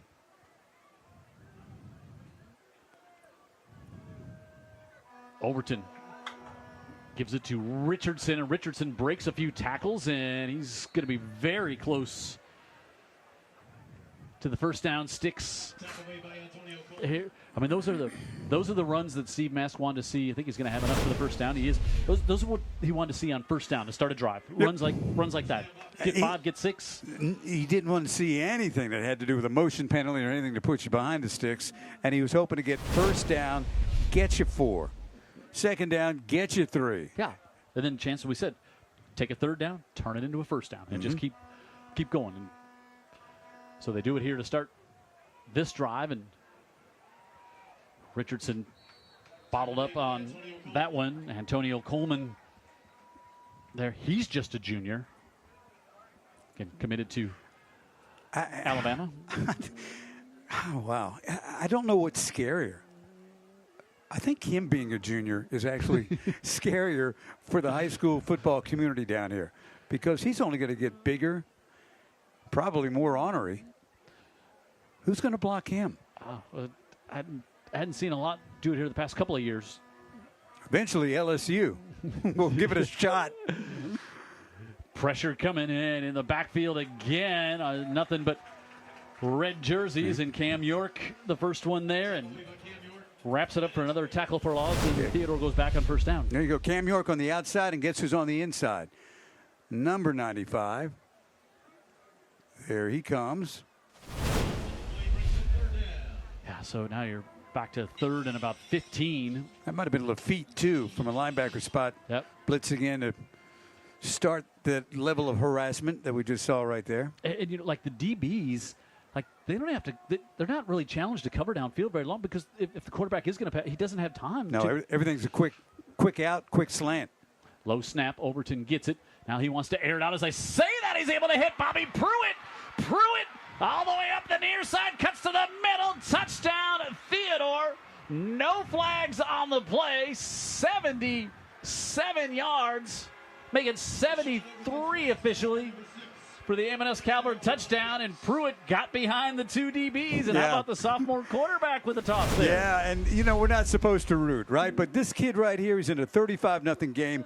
He's a really good player. He's going to make his bones by being a linebacker or safety more than likely, but just a really good football player. So you need some help on offense?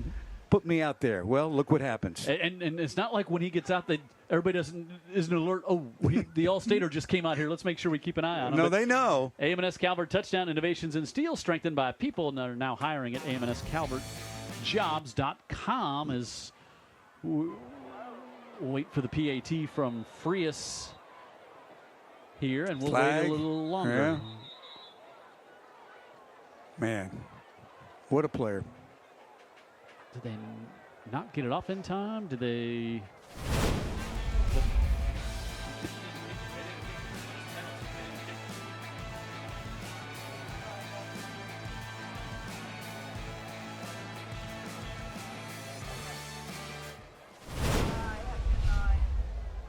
All right, so there was the touchdown that Pruitt was on the receiving end of, so the penalties against Saraland. So you go half the distance, but so they're going to go for 2 now. Yeah, now they're going to change it up and go for 2.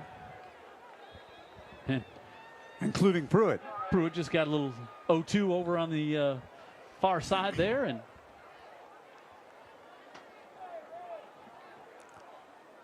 love the way this kid just loves to play football. He's like, I didn't really need that sprint back out here right after the big long run for a touchdown. Play clock down to 2. They load up the heavy set and they give it off to Richardson, and he is met by a heavy set as well. Paramore, one of the first ones there, and Saraland stops, and we got an injured player down, but now he's back up for Theodore. 35-6, Overton lays it up for the All-State linebacker, who takes this one in for the Bobcat touchdown.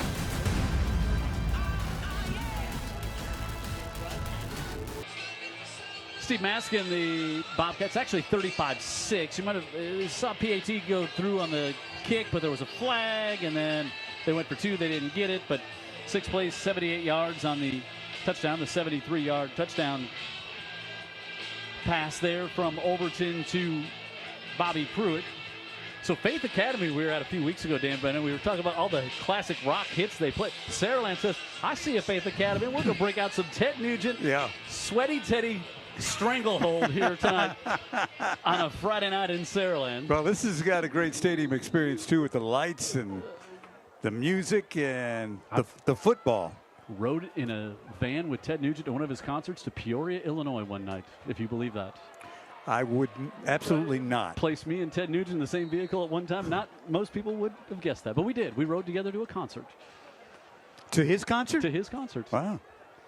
You were with the radio station? No, I was. A little ticket giveaway? No.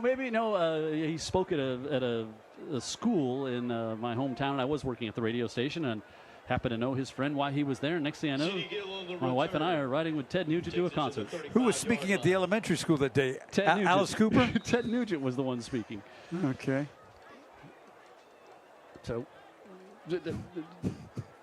how long have we been doing this? This is the first time that I've never had the chance to break out a Ted Nugent story. It's you've never had a chance to break out I rode to a Ted Nugent concert with Ted Nugent. Right. Sounds very suspect. Yeah, if you guessed all the people in attendance tonight and me, I would still be the last one you would guess. Williams on the toss, reverses things and steps out of bounds at the 47-yard line. Pickup of 12, and he'll have a first down. Well, he just glides. Like his stride is just, it's a long stride, and he's playing this game at a different level of athletic comfort. Yeah. It's all fun and games to him. Not that he doesn't work hard. Of course he does. That's terrific talent. Middle of the field. This one complete up to the 40 as Lacey was able to step up and get C.D. Gill. Gill wearing the number 0 this year. Wore number 3 last year. That's what I thought, yeah. You have to respect the speed so much, and then you're backed off. And you get the ball, and you got so much room in front of you. Yep. So up to the 40. Lacey rolls out, throws this one off his back foot as the pressure was coming in. That was Richardson there, and good play by Richardson. Says a little bit about Lacey's arm strength. He was off the back foot. He overthrew it. Yeah. To the far sideline from the other hash. Bring up 2nd and 10 for Lacey and the Saraland Spartans. Again, Lacey, just a junior. He plays his position at a different pace. And like it's like his heart rate's about 68 the whole game. Amazing. I think that was the Bryce Young comparison that Steve Mask made to him. Might have had to do that as much as anything. But Mask said watching film on him, he processes everything so quickly and so correctly. In the end, he's right. Yeah. They wanted to get pressure and make him have to pull the ball down and run, and they just haven't been able to get to him tonight. No, this offensive line, we haven't talked enough about them. Right. How about if they were lousy? Yeah. This wouldn't happen as much. Correct. So 3rd and about 7. Here's Saraland. Didn't score on that last drive. Had a touchdown called back on a flag, and Lacey wide open again to Williams, and he's got the first down up to the 27-yard line, and he'll pick up 13 and another first down. Everything's easy to this kid, I'm telling you. And when he does make a catch and he's surrounded by Bobcats, you think he's got him right where he wants him now. Just a gliding, you said it, gliding athlete. And just a sweetheart of a kid by all of his coaches. Just that smile that we saw before the game. He's like that in class and practice all the time. Taking the reception and getting hit was Mike Smith as soon as he made the catch, but he was able to bounce off that one and get down to about the 25. And we were talking in a break when you see Ryan Williams and just there's just no attitude to his game out there. He's having fun playing game, and he's a great teammate. You can see the interaction with his fellow teammates, and no taunting, anything like that. Just nothing. Yeah, just one of those. And that's why I admire Pruitt as well, because Pruitt is a defensive player, and you would expect a lot of attitude coming with all of his speed and power. And he just kind of dials it back. He plays the play through, and then he's helping other guys off. He's helping the other team off the ground.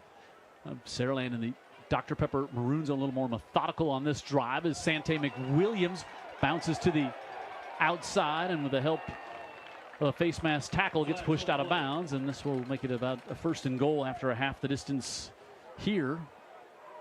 Dr. Milner was explaining to Sante about what the offer from Stanford meant, you know, in terms of this, you know, you want to pay attention to this one.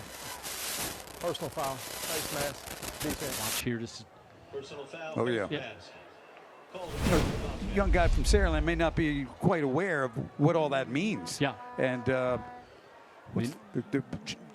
quarterback from here that ended up at Stanford is now like working, well, I know he was working with a bit with Condoleezza Rice. Jack West, right? Yeah, Jack West. Hard count, and they'll get 5 more here. Somebody told me he's working with one of his teammates' dad's construction firm.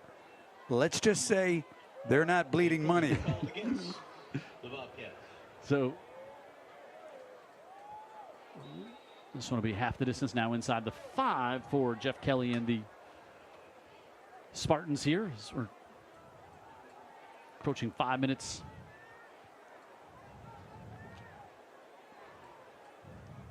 Left here in the 3rd. Lacey looks, fires that one, tipped and intercepted. Got hit at the line of scrimmage and picked off, and heading all the way up out near the 40-yard line, TJ Davis.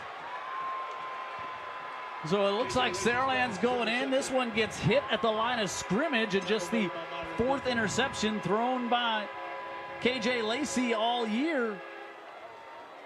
And Davis comes up with a pick and rolls it all the way out to the 39-yard line. Let's see who gets a hand here. Maybe now you know what we're talking about, right there on the defensive line. But yeah, I think it was Brian Ward who got his hands up. I think it was Ward. And look at the speed. Davis with the interception. The speed of Davis shot out of a rocket there, and this is this is not a team void of talent. That's why this score is just, hard to figure. Now Overton looking. Now he's going to be rolled down by Coleman inside the 30. Well, is that okay to do that? Wow, a violent tackle. I mean, it's a matter of mathematics in a way. 305 is going to do this to 160. Yeah. But wow, just 2 hands on the jersey and like a rag doll. We'll mark him officially down at the 31, and Coleman. Boy, he can disrupt an offense. Yeah, that's why Alabama was quick with the offer out of the backfield. Able to get this one off to Braxton Clark, and Clark up to about the 34. That's a tough 3 yards on that one. Yeah, he's the young guy that we didn't see a week ago. He's been down. He's the #1 tailback, although you wouldn't know that necessarily with the performance that they had against McGill on the ground. Yeah, look at this. Thompson out there giving chase from his defensive end position.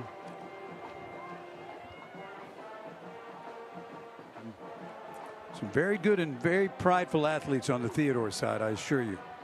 Yeah, back to the 35. So you got 3rd and 14 here. They got Bobby Pruitt down to the bottom of the screen, and let's see who took the timeout here. Theodore took it. Steve Mask not happy about that. 3 minutes to go in the 3rd here in Saraland.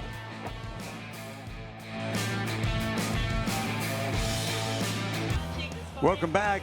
The Mobile County Sheriff's Office bringing you tonight's game. They provide a challenging and interesting job opportunity. Join Team Sheriff today at teamsheriff.org.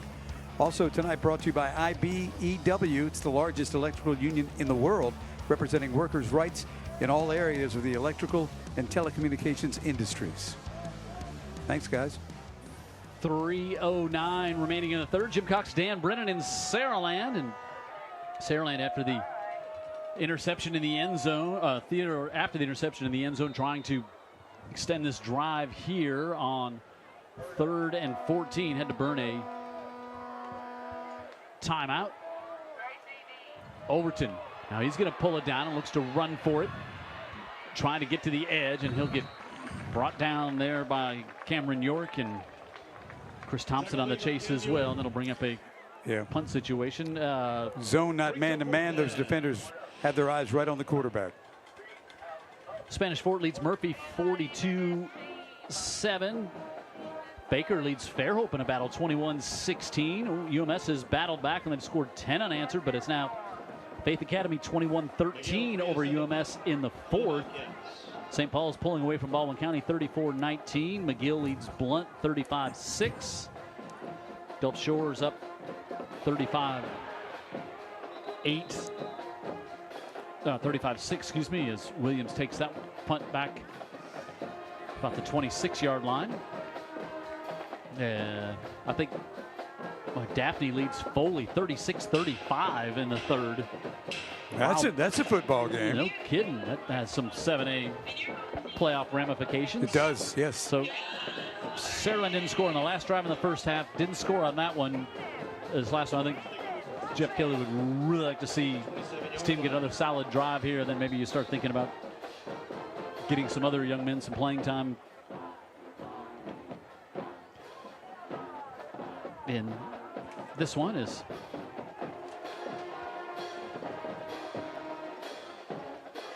inside handoff, and Santi McWilliams slips out of a tackle and up to the 43-yard line.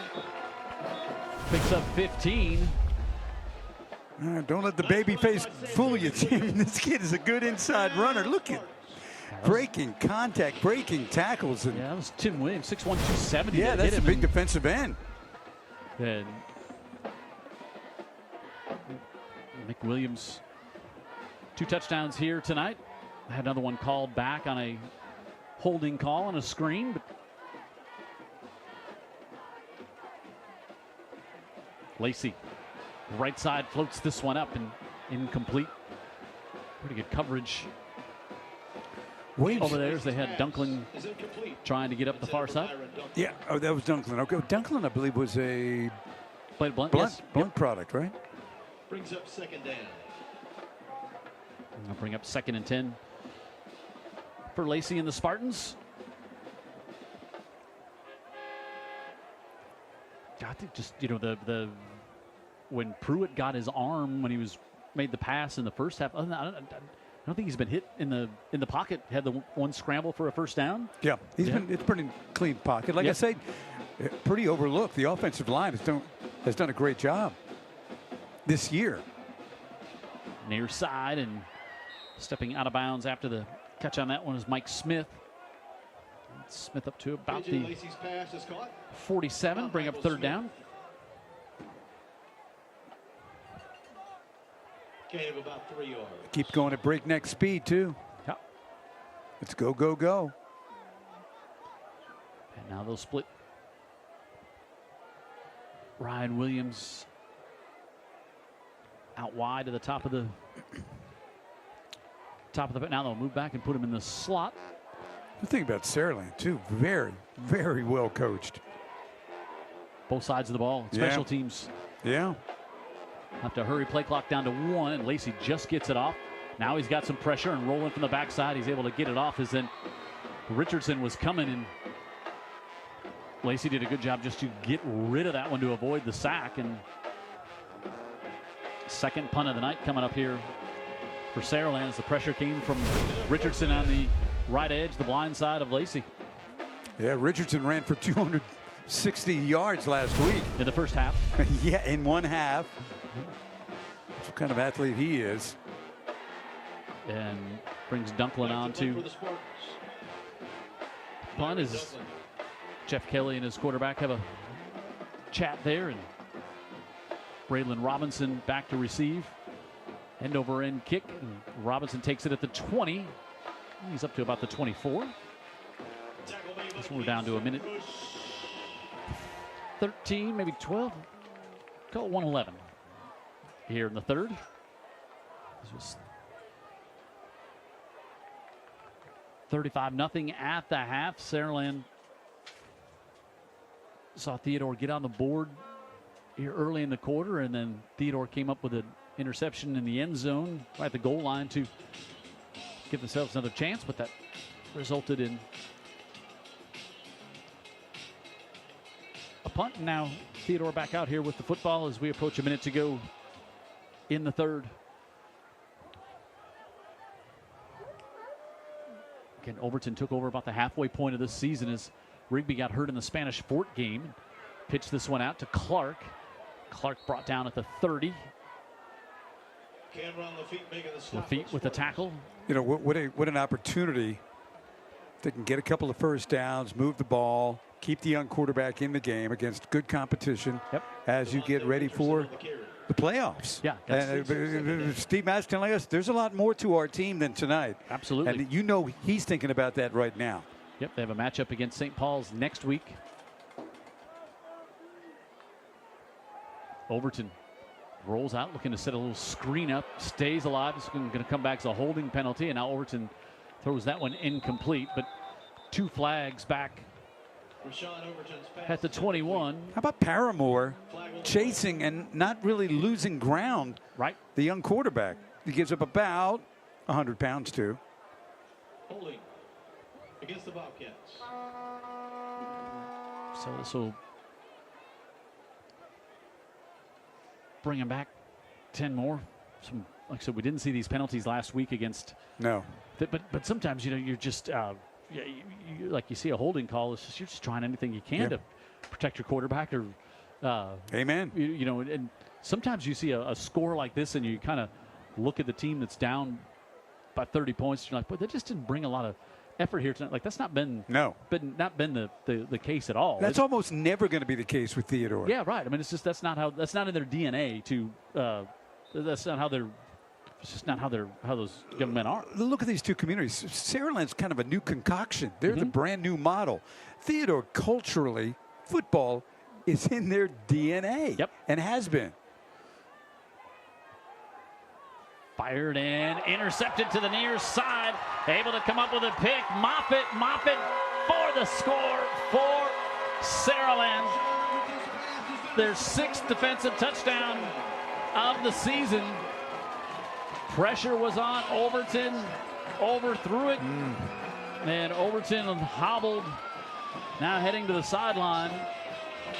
Yeah, this is the opposite of what I just said. Get a few first downs, get the experience. Instead, this team drills him. Got tipped. And then pick 6. Arteris Moffitt. He's got 2 block punts on the year, and now he's got a pick 6 to go with that stat line. And quarter comes to a close, and Singleton will try to make it 42-6.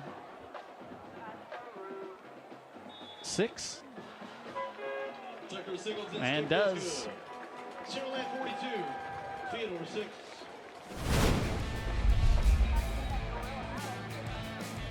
Defensive touchdown this time for Saraland. It's Moffitt on the score, and Saraland on top 42-6 through 3.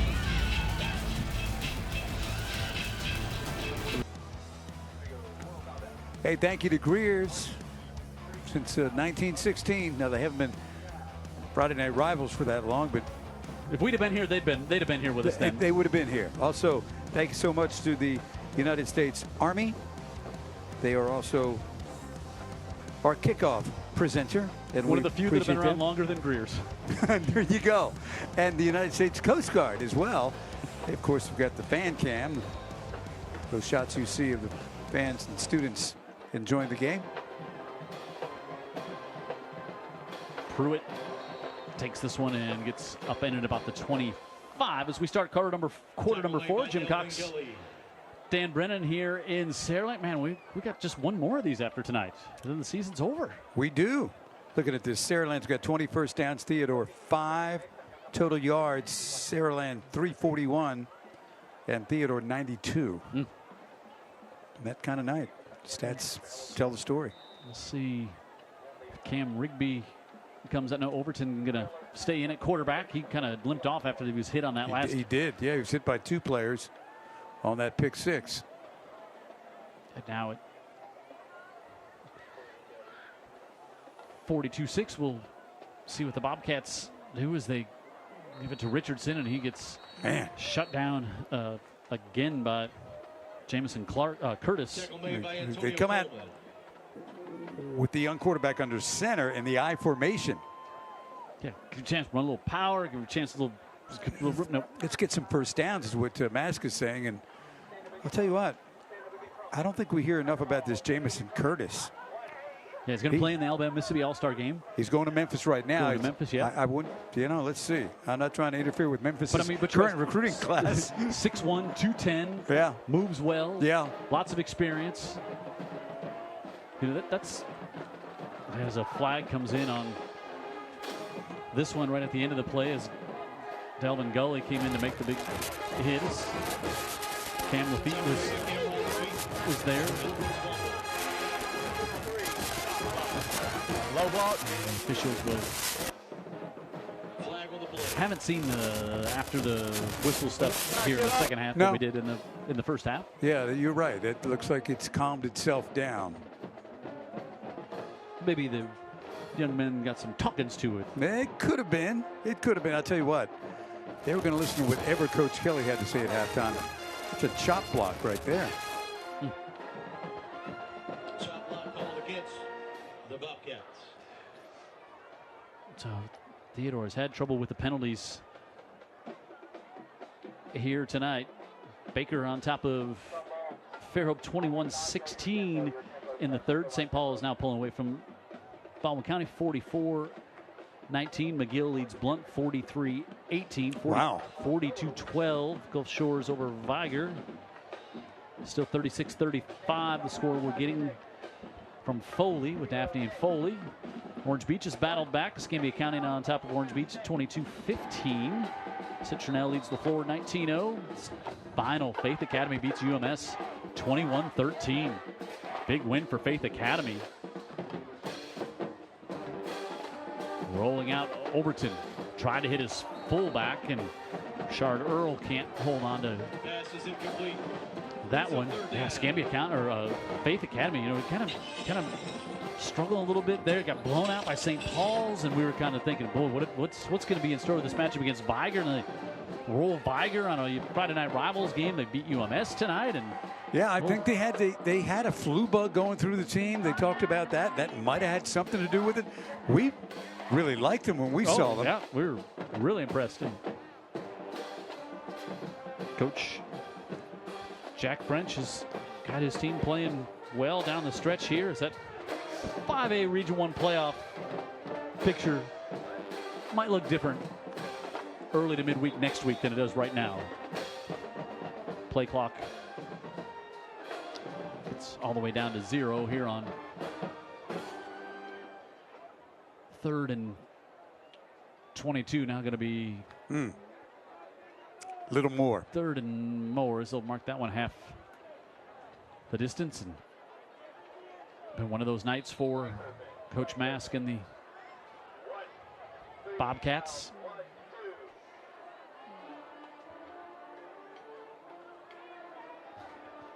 You almost have no chance of extending this drive and this opportunity for the young quarterback.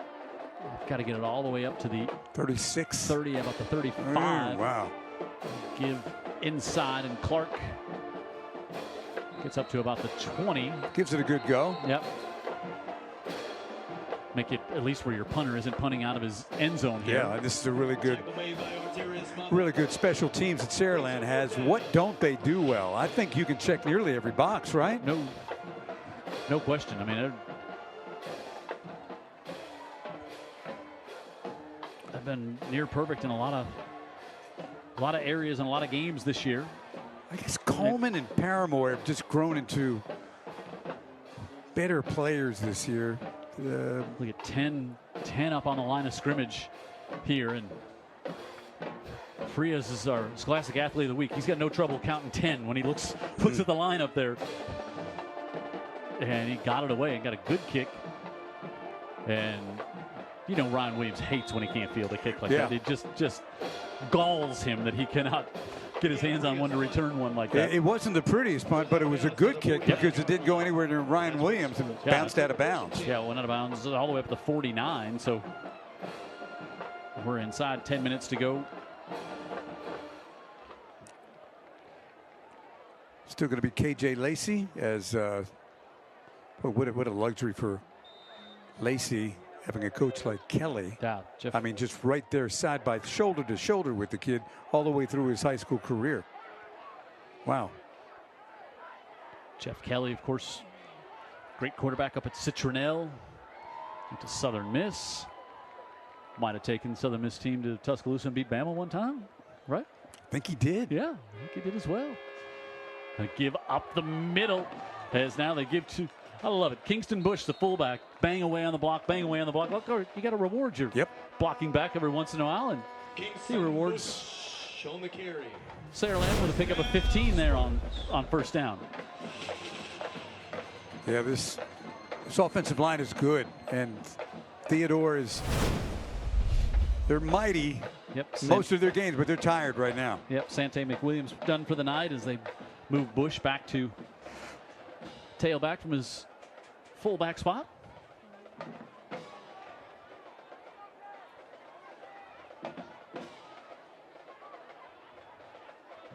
Saraland now using all of the play clock. Right back to Bush, and he bounces it out to the outside, and he'll pick up about another 10. Now it's pushing and shoving at the end of this one. Flag on the play. Well, let's see if that's after the play. I mean, unsportsmanlike. We'll see if it's a dead ball. Bush got up to about the 25, and there's kind of battling there at the whistle, and this one going to go against Sparty. Personal foul called against the Spartans. Saraland back to the 40. They'll go, and it'll end up being a first and about 16 here.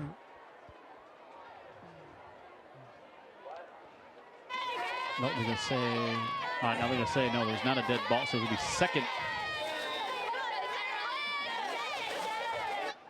See, they were not cheering the penalty. They were just cheering the overall performance of the evening. Yeah. So, another observation about this, when you're winning, everybody's all in. Yep.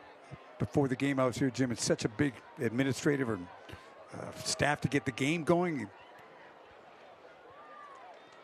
you sweet talk a parking attendant to get a good easy out spot? They weren't having it. But I was using my best stuff. I'm in the like number 2 spot. You know, just I'm like a 9-iron from the Walmart parking lot. I'm not bad, but sorry. All of the support staff that is here, and almost all of them played on the team. Yeah. Saraland graduates. Yep. Happy to come back and help them out. Yeah, they're proud. It's a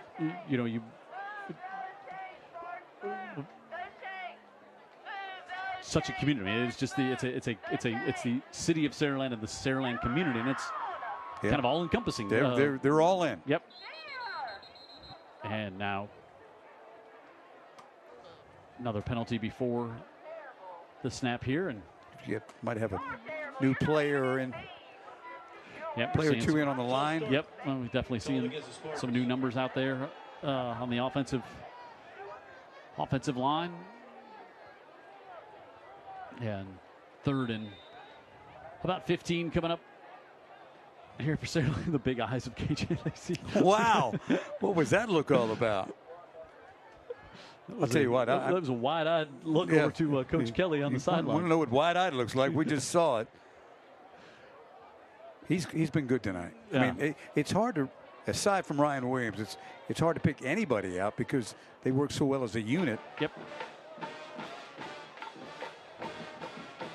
Right back to Bush, and Bush with a big hit from the backside. Good push forward down to about the 36-yard line. Bush picks up about 4 yards. That's going to bring up 4th and about 13, and see if Saraland maybe just lets the play clock run all the way down and then calls a timeout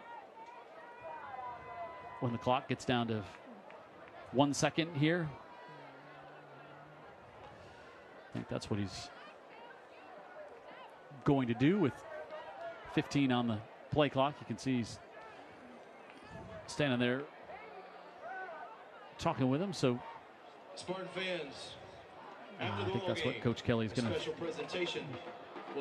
to do, or is he just going to take the flag? He's going to take the time. Yep, just took the delay of game. And is that the punt team going on now? Yeah, is he's going to give Dunklin a little more room maybe to punt, or just say just happy to let the play clock run all the way down. We're going to go for it on 4th and 12, and then we're going to try a 50-yard field goal here in a 42-6 game. And now you can let the play clock run all the way down, and instead they'll snap it with about 18 left. And Dunklin, we'll see, is this one going to check up inside the 3 down to about the 2? Nice put by Myron Dunklin. And Dalen Martin was also hustling down the big offensive lineman, I thought, but no, it was going to be Chris Thompson who got down there down. I thought it was a 54 at first, and I was going to be like, wow, that was really good hustle by the usual starting right tackle to get down there and down that. You don't see that a lot. I think that Kingston Bush was the long snapper, too, on that play. Just kind of noticed that. So even when Theodore wins, it loses. It forces Saraland into the rare punt, and they will start on their, you tell me. Yeah, they're down at the 3, and we see lots of new numbers out here for Saraland on defense. And Clark, did he get out of the end zone? They're going to say yes. Yeah. Not by much. No. New numbers, same result. God, just that was under center, and Braxton Clark trying to pull forward. He loses 2 on first down. As we approach 5 minutes here. 42-12, Gulf Shores with a win over Viger tonight. And now out of the shotgun from the end zone. They give it right back off, and Clark will get back to the 2 this time, and 3rd and long coming up. So we'll see the Saraland team against McGill next week. We'll close out our broadcast season here on Friday Night Rivals. Wait, aren't there 4 weeks of playoffs and then the Super 7 after that? Oh, yeah. Yeah. Guess who doesn't get invited to that party? And hasn't. Ever. Not just us. Yeah. They don't let anybody do the playoff games live. So they had some years where they had their own. Yeah, how'd that work out? Yeah. I think it worked out real well. well. One game somewhere across that 9 people are able to see, or some janky setup like that. These words are going to be. What are they going to do? Not let us do it again? Like I've been banging on this for 15 years. Saying, you know, meet the new boss, same as the old boss. From a guy that's got to talk politics in the morning, they're gonna hear it. Well, I've been asking them to hear it for the last 15 years, and you know, good cop, bad cop, vinegar, sugar, honey, the whole gamut of things. We've tried it all. It just is the same result year after year. No, you can do them on tape delay. To which we say delay. no. Tape delay, like that's not even a term you hear in media these days. Yeah. Hey, our first down tonight brought to you by Roof Doctors. Got a sick roof? Call the doctor. Proud supporter of the student athletes of Friday Night Rivals. Also, thank you so much to Fast Times. Transforming your place begins at our place. Let Fast Signs help you make your statement. That's Fast Signs. And also, Herc Reynolds, there are eye in the sky. That great view you see from the inside. Right there. Yep. Right there. An example of it right there. On the first down, Theodore able to keep it up to about the 17 here. Overton still in at quarterback for the Bobcats. So Theodore will be done with this game here in 3 minutes. Turn their attention to St. Paul's and determine that 3 or 4 seed in this region. And then Saraland will try to put a bow on a perfect season next week here on Friday Night Rivals when they take on McGill at McGill. First down up to the 29. And we'll have that one for you here. The Yin debut making the stop for the Spartans. First down for the Bobcats. Yeah, you know, Jeff Kelly's looking at big picture. He's looking at the 5 games after the McGill game. Not that he's overlooking McGill, but he's got to set sights on the blue map.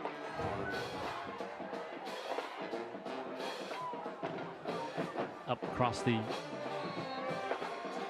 35 to about the 37-yard line here as Saraland continues to shuffle in some new players with Richardson playing both ways here tonight. Would you take him on? I mean, take him on your team like an no heartbeat? kidding. I mean, no what, kidding. What are we playing? No kidding. Badminton, cornhole, whatever you want. Like, I mean, I'm on 4 of my squad. He's on. Yeah. Yep. Theodore football player. It's in the water. It's in the culture. It's undeniable. Up the middle. Able to take out a little frustration of a long night, dropping the shoulder out near midfield on that one. Just before. Not that the expectations of winning, Jim. Maybe I'm driving this too far home, but it's the expectation in a place like Theodore and how to play. Yeah, it's. Is that am I out of my mind here? No, I mean, Coach Mass just telling us just the intensity of practices going against their friends and their teammates, and it's just the way they play football is wanting to take a shot up top and dropped. Had a chance to get it to the sophomore Tyrese Scott, and Overton laid it up there, and Scott had a couple of steps, and he was going to be able to take this one in for the score, and just could not hold on. So. Got the presentation of the Dr. Pepper belt. Got the big belt. Whew, man. Well, the good thing is Saraland doesn't have any big guys that usually are right around the coach. You know, they're big leaders and big physically imposing fellows that could be around you to jostle you a bit for the belt. It'll take me directly to the infirmary after the hit I'm about to receive, I'm afraid. So they look throw again and complete. Cam Rigby able to get this one at the 40. That's the former quarterback right there. Yep. Pass is called by Caleb Rouser. And they'll get it. Is that Rouser instead? Nope, that was Rigby. Rigby, okay. Excuse me, Cameron Rigby. There you go. You gonna trust the PA guy or me? So they'll you go to the PA. You call it. Question me. Jim Cox will slip up every now and then. It's been a long night. So Overton continues to throw, and that one tipped and almost intercepted with 33 seconds Overton's pass is left. nearly intercepted. And with a running play here, this one might just be the last play of this one here from Saraland, where Saraland will look to continue their dominance next week against McGill, and Theodore will regroup and get ready for a matchup with St. Paul's to close out region play and get ready for their playoffs as Overton dumps it out of the backfield and able to get that one off to Richardson. And Richardson still on his feet and knocked out of bounds inside the 20. His clock will stop with 20 seconds. The young debut making the stop. Left here, and see if Theodore tries to punch this one in. So they're inside the Dr. Pepper maroon zone.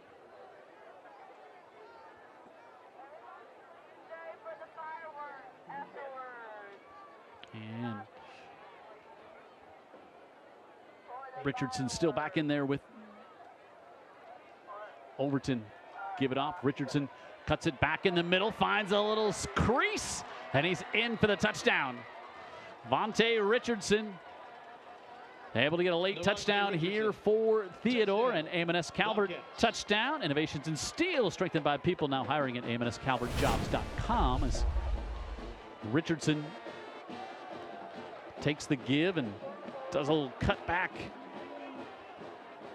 there around the 20, and he's in for the touchdown. Had the big night last week here on Friday Night Rivals against McGill and earned some Player of the Week honors as well after his 258 yards in the first half he had unofficially, and didn't touch the ball in the second half. But Frias, he looks to stay perfect. He has not missed a PAT. And I'll have to get that ball back off the roof with the flag and get it retrieved. I have to wonder how egregious was that infraction with 10 seconds left here, and to call that one to move it half the distance in for Frias, looking to make it 23 out of 23 in his PAT tries this season. And he does just that. Our Scholastic Athlete of the Week. Spartans 42, Theodore 13. Stays perfect on the year, and 10 seconds left in this one. And Jeff Kelly just saying, you want to just wind the clock, and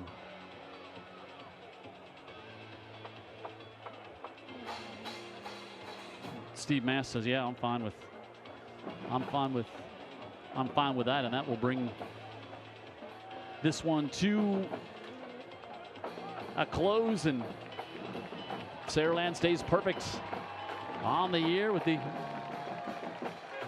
smile by Coach Steve Mass talking with Jeff Kelly there as they come together, and a lot of respect goes both ways there for these two coaches, and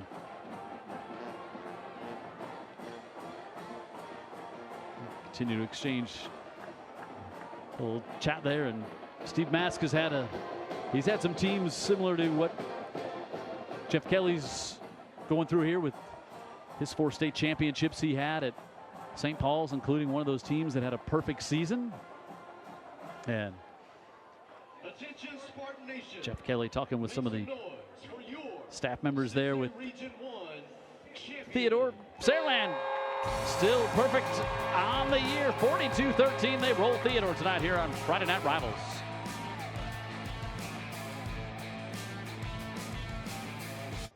Senior night here tonight. Victorious Saraland Spartans 42-13. And our Dr. Pepper player of the game, not a senior, just a junior, but someone who has received lots of accolades here in Saraland. It's number 1, Ryan Williams. First series of the night. Touchdown Williams on the evening. 6 catches for 142 yards and 2 touchdowns. And then, wait a minute, he's 1 for 1 passing, 26 yards and a touchdown as well. And Ryan Williams with his 3 TDs, 2 on the receiving end and 1 through the air your player of the game tonight. And down on the field with the victorious head coach is Dan Brennan. Saraland Spartans, undefeated regular season. Congratulations. Nice performance here tonight.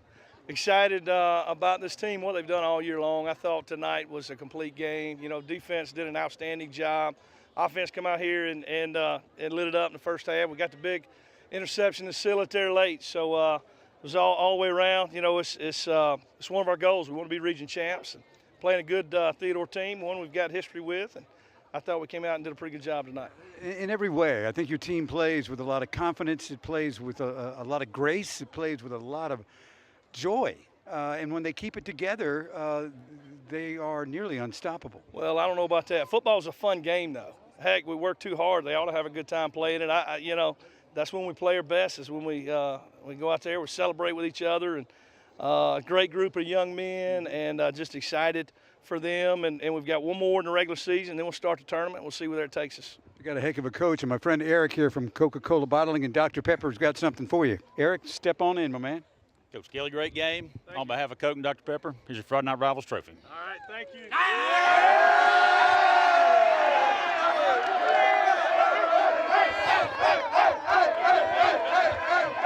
Jeff Kelly is smart enough to know that I need to get out of the way when that presentation takes place. Dan Brennan learning that as well. As fireworks fire off here at Saraland, region champs with a win here. It was a foregone conclusion. It felt like most of the season, but they clinch it here tonight, and the fireworks celebrate on senior night for Saraland, the number 1 team and defending 6A champions.